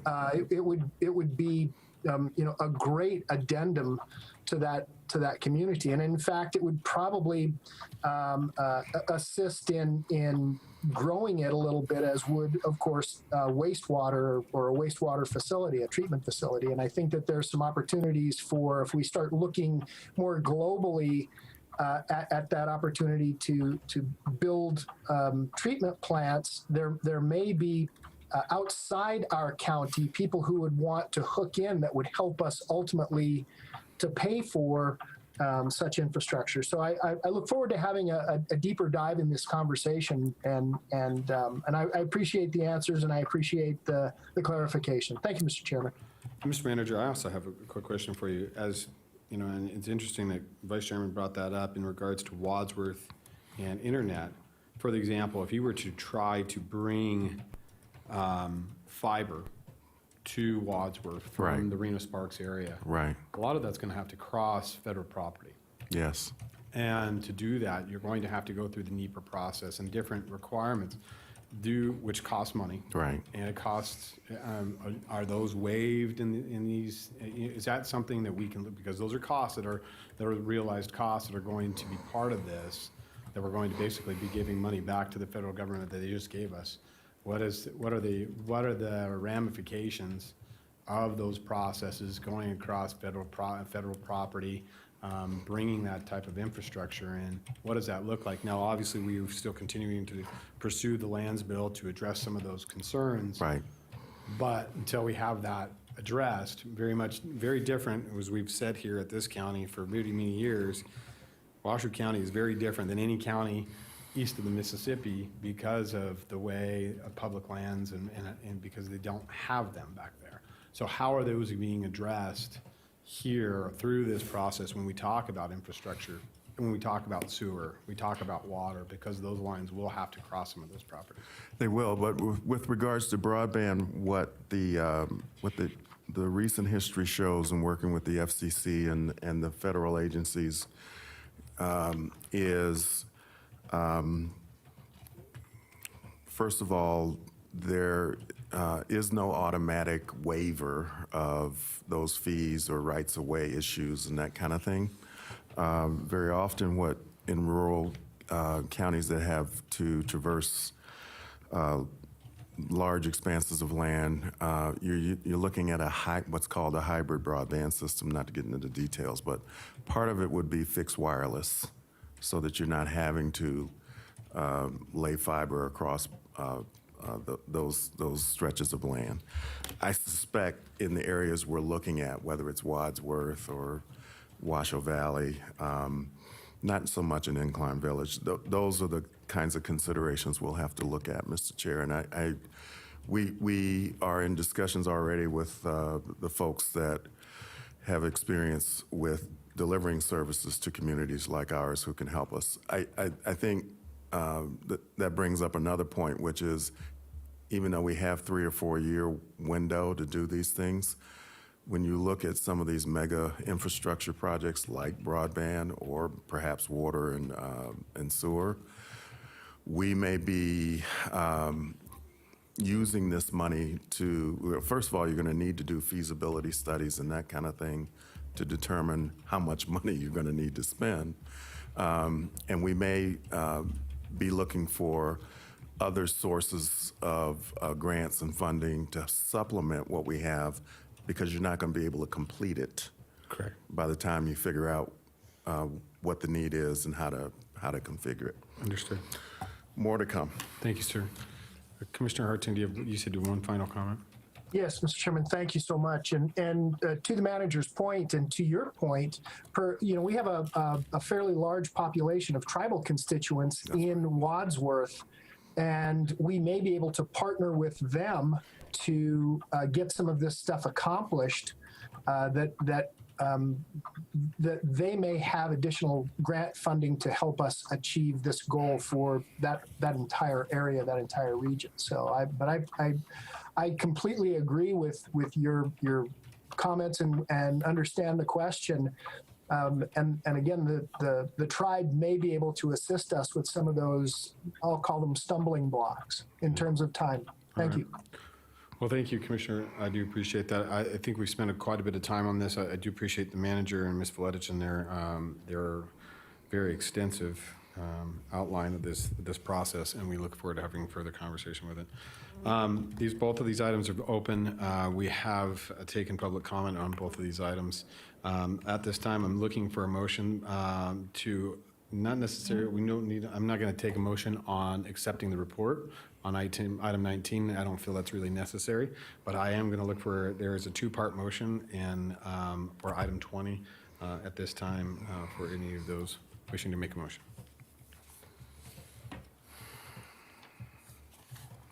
Anybody? Mr. Chairman, I would make a motion as outlined in the staff report on item number 20. All right. I have a motion as outlined in the staff report on item 20. Do I have a second? Do I have a second? Second from Commissioner Hill. A motion from Vice Chair, second from Commissioner Hill. Seeing no further public comment, I'll call for the vote. All those in favor signify by saying aye. Aye. All those opposed? Motion carries unanimously with all commissioners voting. All right, Mr. Manager, that takes us now to items 21. 21, sir. Item 21, Mr. Chair, is a recommendation to authorize the Washoe County Manager, that would be Eric Brown, to enter all necessary professional services agreements and construction contracts in support of the Nevada Cares Campus, Safe Camp, and homeless housing sprung facility improvements in an amount not to exceed $8.5 million, inclusive of the $3.5 million in previous authority granted May 25th, 2021, to be funded by the coronavirus state and local fiscal recovery funds as allowable, directing the manager to provide periodic updates to the Washoe County Board of Commissioners regarding project status and project costs and budget Nevada Cares Campus, directing that all such agreements and contracts shall conform and be let in compliance with Nevada law as applicable under, including Nevada Revised Statute Chapter 312, Purchasing Local Agreements, NRS Chapter 338, which is Public Works, Washoe County Purchasing and Procurement Policies, and all associated federal guidelines. Direct the Comptroller's Office to make the necessary cross-fund, cross-functional budget appropriate transfers. All right. The wordsmithing there was incredible. Okay, so may I comment, Mr. Chair? Please, sir. So back in May, this commission did approve $3.5 million towards the CARES Campus construction and planning. Since that time, we've been working with our partners in Reno to further flesh out the safe camp aspects of that campus, as well as what is needed to complete construction of the men's facility. What we're asking you for today is basically additional funding to allow us to move forward with further planning of phase 2 and the completion of the infrastructure that needs to go into the Governor's Bowl, that is the ball field section of that property, if you'll recall, to make it worthy and of accommodating expanded permanent safe camp. We're about 30 days into the safe camp concept. It is on the rim of the Governor's Bowl. Thus far, knock on wood, I think the outcomes and the results have been favorable. We're going to continue to monitor how that goes, but frankly, in order to be in a position to have everything ready before winter comes, we need to move forward, and that's why we're asking you for the additional money this afternoon. All right. Thank you, Mr. Manager.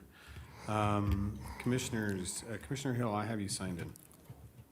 Thank you, Mr. Chairman, and thank you for the brief presentation, Mr. Manager. I am in favor of voting on this item, and I'm very excited to see the next phases of the Safe Camp and the homeless shelter, and the county taking that over and really becoming that national model that we plan to be. For me, I just want to reiterate what's already stated in the staff report, but really would like to see some written reports on the progress of this. I know that I'm not alone in that all the commissioners are hearing from constituents, and just want to keep everyone updated as to where we're at and how we're being able to serve the community, what our numbers are, all those kind of things. And I know that the city of Reno started a dashboard on their website, and I'd love to see the county start doing that once we get the official agreement in place, so to have the COC. So Thank you very much, and I'm looking forward to us moving forward on this. All right. Any other comments by any of the commissioners? Seeing none. Mr. Chairman. Oh, Commissioner Hartung. Thank you. Sorry, I apologize. I don't disagree with Commissioner Hill, but I'm going to reiterate my position. I don't want this to be a revolving door. I'm happy to support adding what we need, but I would also like to see how individuals are moving through the system, what we're moving them into in terms of getting them into rehab and then getting them back to work and getting them back assimilated into, society, so to speak, so that they're not homeless any longer. So I'm supportive, but only to a degree where we're actually making a difference. I just don't want it to be a revolving door where it's just a complete handout. Thank you. Thank you, Commissioner Hartung. I do appreciate it. Madam Clerk, do we have public comment signed in on this? Yes, we do. We have Cindy Martinez.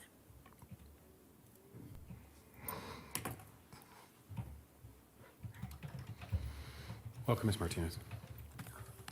Yes, thank you again. Where's my glasses? Cindy Martinez again for the record. Mr. Manager, thank you for that information. I'm getting a better understanding. I think my only concern would be and I probably need to do a little bit more research to find out what the end budget is on it. Is this an infinite funding to get this? He's smiling. Obviously, I mean, there's infrastructure that needs to be built, and I imagine that there's going to be maintenance, as we've talked about, with the continuum of care.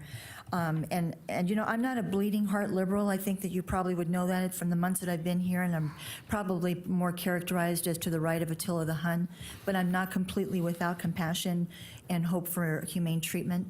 As I've mentioned before, in my career, I was downtown and in the casinos for a little over 23 years. And so my job took me into the casinos, on the streets, into what used to be the residential motels with the people that are they're in challenged living conditions. And so what my hope and what I heard Commissioner Hill say, and also I agree with Commissioner Hartung, the goal has to be in enabling and empowering these people to become self-sufficient, regain a sense of purpose and dignity, and having a place to live, having meaningful employment, because without that, people are in a spiral of it's never going to end, and then it ends to alcoholism and drug addiction and prostitution, and it goes nowhere. I mean, I was always able to see the humanity of the people that I had in handcuffs. People at their heart, I believe, really are good. And in desperate circumstances, those people sometimes make choices that lead them to take actions that happen to be illegal, and they find themselves in a place where they can't recover from that. So with my understanding of what you're hoping to accomplish here, I support it. I'm not excited about the money that we're looking at, but we are where we are, and Jacobs Entertainment is partly responsible for paving over 4th Street. I think they should be held to account and put some money in the kitty for that.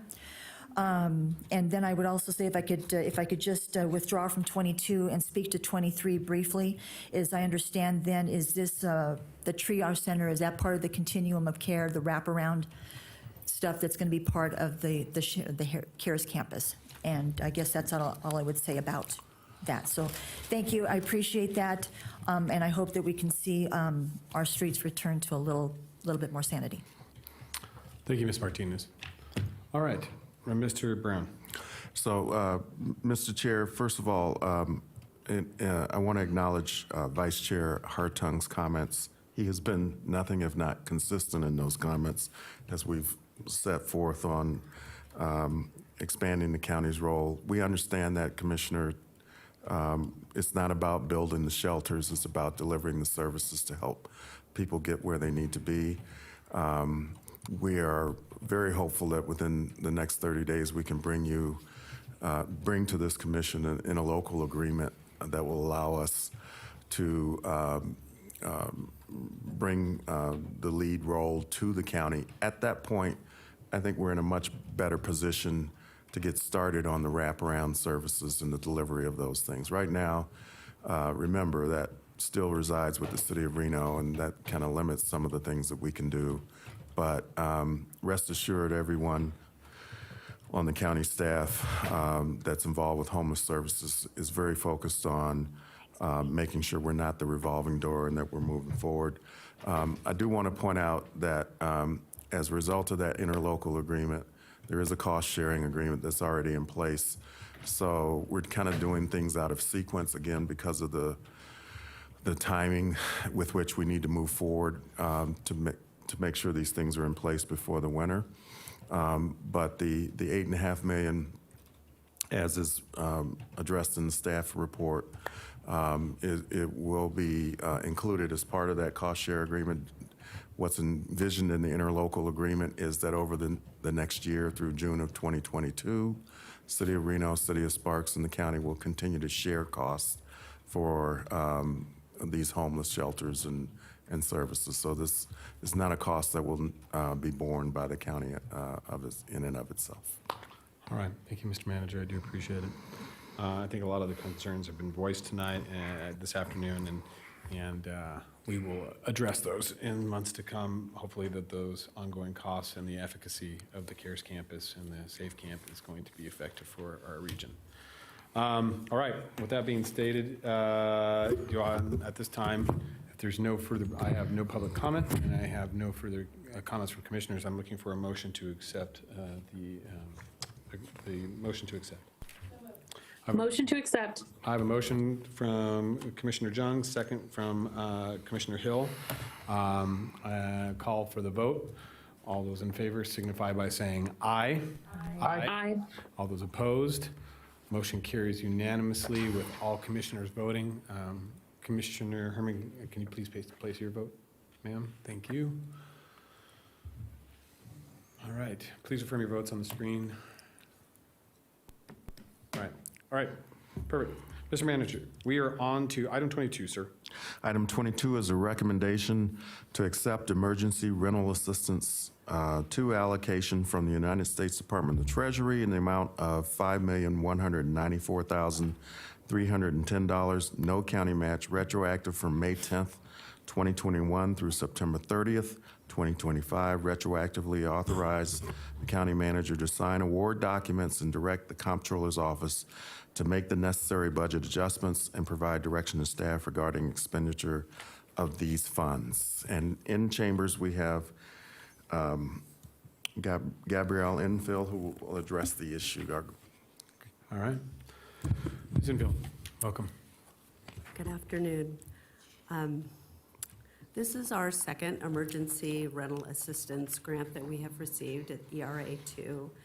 When we received ERA 1, and it was very urgent, came very quickly, short-term funding, we immediately moved to grant those funds and get them out into the community as quickly as possible.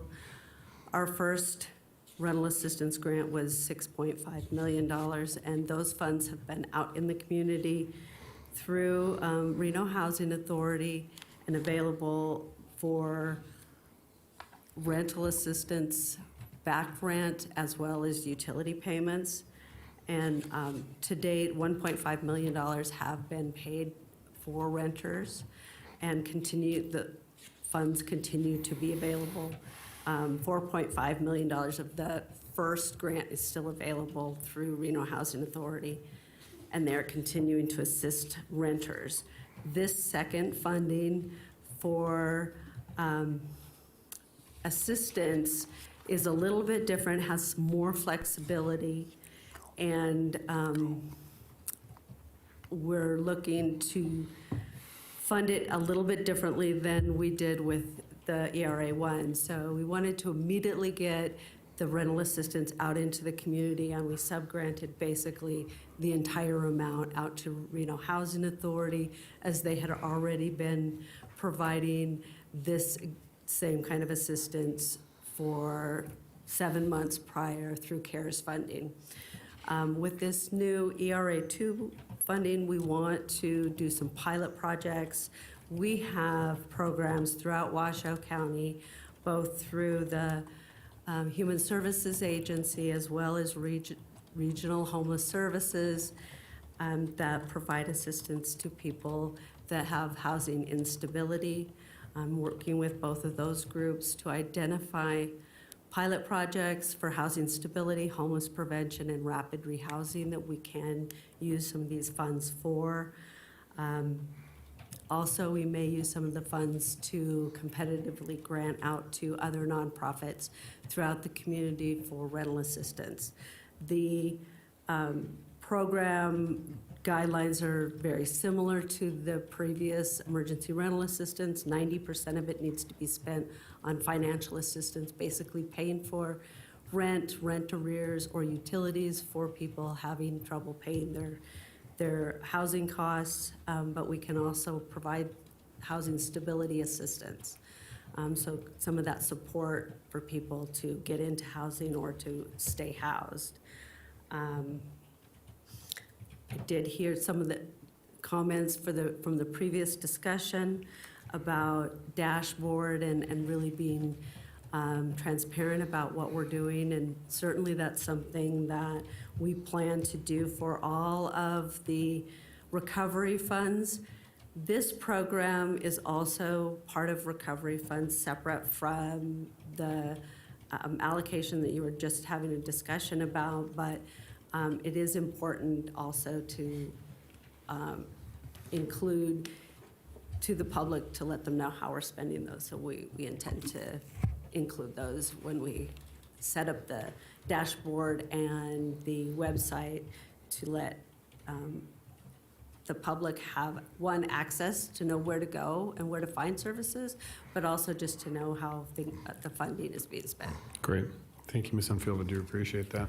I have a quick question for you, though. In regards to the ERA 1 and ERA 2, Nevada Rural Housing Authority also helps facilitate a number of our communities in our northern part of the county, Gerlach, Wadsworth, Via area, those communities that are not within the circumference of the Reno Housing Authority's jurisdiction. Have funds been allocated to Nevada Rural Housing Authority? No, right. So with ERA 1, we only allocated to Reno Housing Authority, and they are, for our grant to them, they are providing assistance to renters who live in unincorporated Washoe County and the community of Sparks. Okay. So individuals from Gerlach and those can apply for those funds still through the Reno Housing Authority? Absolutely, absolutely. And to the comment, there were questions that were alluded to as far as where those funds are going. We do have a mapping with GIS that we're developing with all of the households that are receiving funds. We're putting those addresses into mapping and can provide those to you. So That's wonderful. You can see exactly where each of those households are located. That data is well needed, and as we look forward to other projects, Mr. Manager, in regards to how we spend for infrastructure, that is a perfect way to start. Commissioner Jung and I have been tireless advocates about putting it in the spots that are adequately underserved. So I think that is something we need to continue to address. So thank you, Ms. Enfield. Do appreciate that information. Commissioners, I don't have anybody signed in.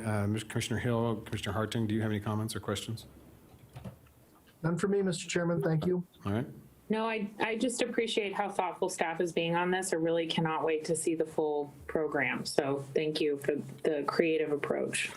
Ms. Enfield, and really quickly too, a quick question that just came into my mind. You said 1.5 million have been spent of the first ERA 1. We will have a collective of almost 11 million by the time both of these grants are awarded. What happens to the money? Does it, in perpetuity, does it stay, or is this just a short term? Has it already been distributed to us? So kind of a secondary fund. We have received the ERA 1 funding. Correct. And that funding was originally to expire in December. This December, Treasury has extended that through September of 2022. Okay. So those will not go away. We have received, for ERA 2, we have received a portion of those funds, and 40% of those funds have already come in to Washoe County, and those funds are Through 2025. expired through 2025 in September as well. But if those funds are not spent, will that allocation would that be returned to the federal government? Yes, of course. Okay. And we need, one of the guidelines is that we need to obligate 50% of ERA 2 by March 31st of 2022, which we will do. Okay, wonderful. Thank you. Appreciate it, Ms. Enfield. Public comment, Madam Clerk. We do. We have Cindy Martinez, followed by Ken Giotto. All right. Ms. Martinez.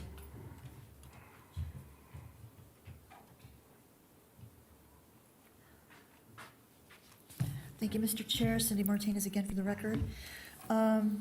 Very shortly and sweetly, what I would say is that as I listen to all of this explanations of where the money's coming from, where the money's going, the application, et cetera, I want to reiterate that here government is trying to solve a problem that government created. Not saying that you did.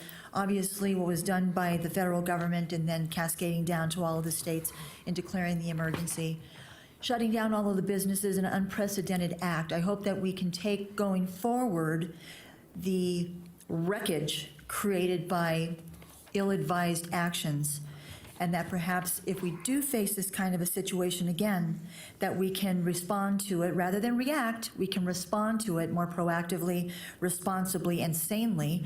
I cannot escape my worry and concern about the never-ending drip of money from the federal government and the strings that they attach to it. And I didn't know about the tax credit for children, that there was a either or and what that was going to do, so that was illuminating. But still, when the federal government does not give anything for free without expecting something in return. And with every dollar, I feel that communities, states, counties, whatever, we give up our autonomy. And I can't call it anything else but socialism. It's a top-down approach to governance.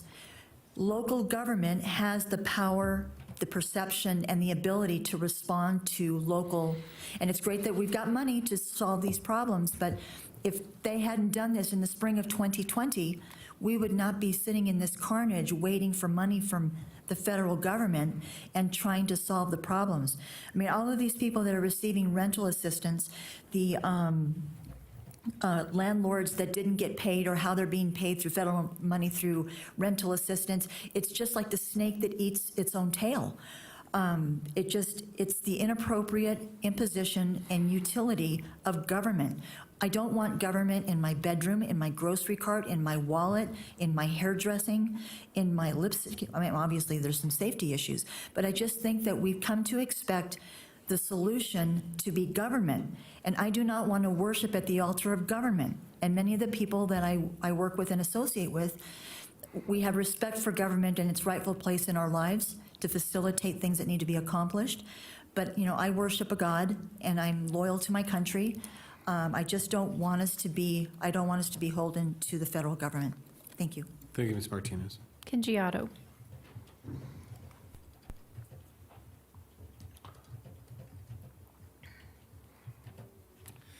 Yeah, to follow up on that. So these programs are helping all of these people. Except they are causing problems. And I want you to understand one of the problems they're causing is, so the eviction process for people who rent is coming to an end. My 80-year-old mother-in-law and her boyfriend aren't being evicted, but the apartment complex has told them they aren't renewing their lease, their rental agreement. So they're going to be kicked out on August 31st. So to follow up on what Commissioner Jung said, these are people that the county needs to be aware of and aware that they will be out on the street, because most of them, my mother-in-law is on Social Security and so is her boyfriend. They barely get by And we do what we can. We've offered her a place in our home, but we can't take him because of his mental issues. But she won't accept our offer. She can't afford another place, and neither can he. So the fact that this apartment complex, these managers are taking advantage of the situation where they're not evicting them, they're just not going to renew any agreement with them now, and they're forcing them out. Okay, and I can only say that she's not going to be the only one. There's going to be so many of these people. This money isn't going to help them because the complex isn't going to take it. The complex has an opportunity to make more money. And the other thing is, all of this money is going to impact the job situation here in Washoe County. There's all these job offers. Nobody wants them right now because they're getting all this money from the government. Unemployment is still goes on until September. That's another issue right there you're going to have to face, is that September when that unemployment runs out and these people aren't employed. What's going to happen then? So this is all a good thing, but there's a big dragon tail ready to throw at you. So just a little heads up. Thank you, Mr. Otto. There's nobody else signed in. All right, seeing no further public comment, at this time, looking for a motion to accept the grant. I have a motion from Commissioner Jung. Do I have a second? Second. Second from Commissioner Herman. I have a motion and a second. No further public comment. I'll call for the vote. All those in favor signify by saying aye. Aye. Aye. All those opposed? Motion carries unanimously with all commissioners voting. All right, ladies and gentlemen, that takes us through a portion of our general business for this morning. We have 2 public hearings this afternoon. I'd like to push through as diligently as we possibly can. Mr. Chair, we should probably announce we're pulling 28 because we didn't get the documents in time. Oh, I'm sorry, yes, it was on the agenda, and we are going to pull item 28. So item 28 is pulled for today, and will be brought back at a subsequent meeting. All right, so we are on to item 29. This is the public hearing. We'll open the public hearing for this afternoon. Mr. Manager, this is the second reading and an adoption. So, Madam Clerk, will you take us into this, please? Yes. This will be ordinance number 1672, an ordinance amending the Washoe County Code, Chapter 110, Development Code within Articles 304 and 902 by amending various definitions in order to better define the continuum of care facility use type as a commercial use type, clarify that the application of residential density does not apply to continuum of care facilities, specifically exempt continuum of care facilities from the definition of dwelling and dwelling unit, and create a definition for continuum of care unit and other matters necessarily connected therewith and pertaining thereto. It was previously Bill number 1859. All right. Mr. Chairman. Commissioner Hartung. So I wanted to just state before we get into this, this has nothing to do with the CARES campus or any of that. This has everything to do with the continuum of care process that we've been engaged in with respect to the senior facilities, the senior living facilities. And this really started out in Spanish Springs with a number of requests for continuum of care. They really are dwellings around Cascade of the Sierra, and to kind of mirror what's happened in both City of Sparks and City of Reno, where you have seniors who want to move to places where they can have some facilities options rather to have laundry and food and and et cetera and housekeeping, and then eventually move into more managed care as my parents did before they passed away. So that's really what this is, and I'd be happy to introduce ordinance number 1672 as outlined in the staff report. No, it's not. It's a second reading, sir. So so you will be making the motion to. Making the motion. Thank you. So I have a motion to adopt ordinance 1672. Do I have a second? Second. I have a second from Commissioner Hill. Before we move on to the vote, this is a public hearing. We will take public comment. Madam Clerk, will you please call public comment? Cindy Martinez.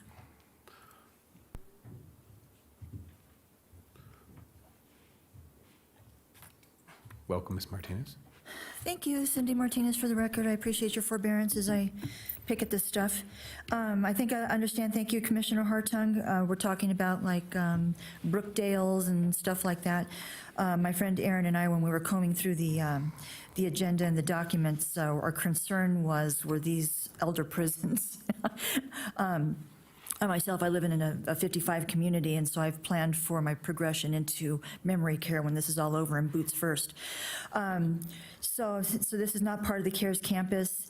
So is this for purposes of just redefine, as I read the Planning Commission minutes that made my hair hurt, this is just simply redefining what a continuum of care facility is, as for purposes, I guess because you have an increase in seniors in the community that need a place to go, that are not capable of living on their own, obviously. So I guess my only question then, I understand you have to redefine what the definition is, and then I imagine that it's going to go into zoning. So is this also a plan for building? Is it going to be high density, 10 stories tall?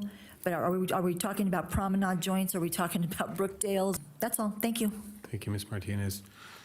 We do have a motion and a second, and for just a quick discussion, Ms. Martinez, to answer a multitude of your questions, the answer is yes. This is just code change in regards to how those definitions are read, and allowances, so it's a little bit more clarity and not as vague as it has been in years past. This is part of our code update that we've been working on for the last 3 or 4 years now. So that's part of this. All right. Mr. Chairman? Mr. Chairman, yes, Vice Chairman. Yeah, if I may, again, this was actually a situation out in Spanish Springs where we had some commercial lands that were just ripe for residential dwelling, but instead of using them for residential dwelling, they've been used for the continuum of care products. And what we know about these is that they don't contribute to commuter traffic. It's a completely different group of folks. So they're actually very, very, very low impact in the community. They're wonderful residents to have. So that's why we were very supportive of this initially in Spanish Springs. And I'm glad that the board sees it that way, because this is as Commissioner Jung has pointed out on a number of occasions, the silver tsunami. It's coming, and we need places for our retired folks to live. So thank you. Thank you, Commissioner. So I have a motion and a second. We've taken public comment. Call for the vote. All those in favor signify by saying aye. Aye. Aye. All those opposed? Motion carries unanimously with all commissioners voting. Please affirm your votes on the screen. All right, we are on to item 30. This is also a second reading and possible adoption of an ordinance. Madam Clerk, please read us into this. This will be ordinance 1673, an ordinance amending Washoe County Code, Chapter 110, Development Code, Article 606, Parcel Maps. The amendment updates references to the current name of the Community Services Department, Planning and Building Division, clarifies language by removing the term subdivision, requires approval of a tentative subdivision map in accordance with Washoe County Code 110.608 for division of a lot or lots created within 5 years of the recording of a map creating the original parcel, and removes noticing requirements for tentative parcel maps and other matters necessarily connected therewith and pertaining thereto, and amending Washoe County Code, Chapter 110, Development Code, Article 916, Establishment of Committees, Section 110.916.05, Parcel Map Review Committee. The amendment clarifies the members of the Parcel Map Review Committee, defines process of appointment of those members, provides for the appointment of alternate members, and sets the terms of members of that committee and other matters necessarily connected therewith and pertaining thereto. It was formerly Bill number 1861. Thank Thank you, Madam Clerk. Madam Clerk, do we have any public comment on this item? We do not. All right, seeing no public comment signed in on this public hearing, and all the notices have been issued to proper individuals. With that, I would make a motion that we move to adopt ordinance number 1673 as provided with the findings of facts and approved by the Washoe County Planning Commission on May 24th, 2021. All right, I have a motion. Do I have a second? Was that a Second. Second, Commissioner Hartine. All right, I have a motion and a second. Seeing no further public comment, I will call for the vote. All those in favor signify by saying aye. Aye. Aye. All those opposed? Motion carries unanimously with all commissioners voting. All right, ladies and gentlemen, that concludes our general business for the day. We are on to item 31, Mr. Manager. Item 31 is public comment. Comment heard under this item will be limited to 3 minutes per person and may pertain to matters both on and off the commission agenda. The commission will also hear public comment during individual action items with comment limited to 3 minutes per person. Comments are to be made to the commission as a whole. All right. Madam Clerk, will you please call public comment? Kenji Otto.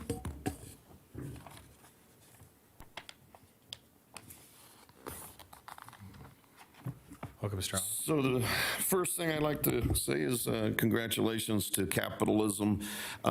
Today, we witnessed the second launch of a private industry spaceship by Jeff Bezos, and earlier Richard Branson had his spaceship go into orbit or go into space as well, not orbit. But so I would like to make that public, that congratulations to capitalism on that, and a whack against Marxism, because under Marxism we wouldn't be able to do any of that. We have transitioned now from the government process of space exploration to the public space exploration endeavor and moving forward. Also, so I would like to also let you know about Crystal Canyon Boulevard. I've been required now to do a petition, and I will be doing that, and when I will be bringing that back to the county commissioners, the petition, and I have some news that will interest you along with all of that. So that will take me a few weeks to, or hopefully not too many weeks, but I will get the signatures for that. And that's pretty much all I have to say. Thank you very much, and you all have a good day. Thank you, Mr. Otto. And I do have an email that was received from Elise Weatherly specifically for item 31 that will be placed on file. Thank you, Madam Clerk. I do appreciate that. Seeing no further public comment, we'll close public comment. Bring it back to the board. We are on to item 32. This is our final Commissioners and County Managers announcement. Mr. Manager, do you have anything final for this afternoon? I do not, Mr. Chair. All right, Commissioners, going once, twice. I don't see anybody signed in. Thank you very much. We are adjourned, everybody.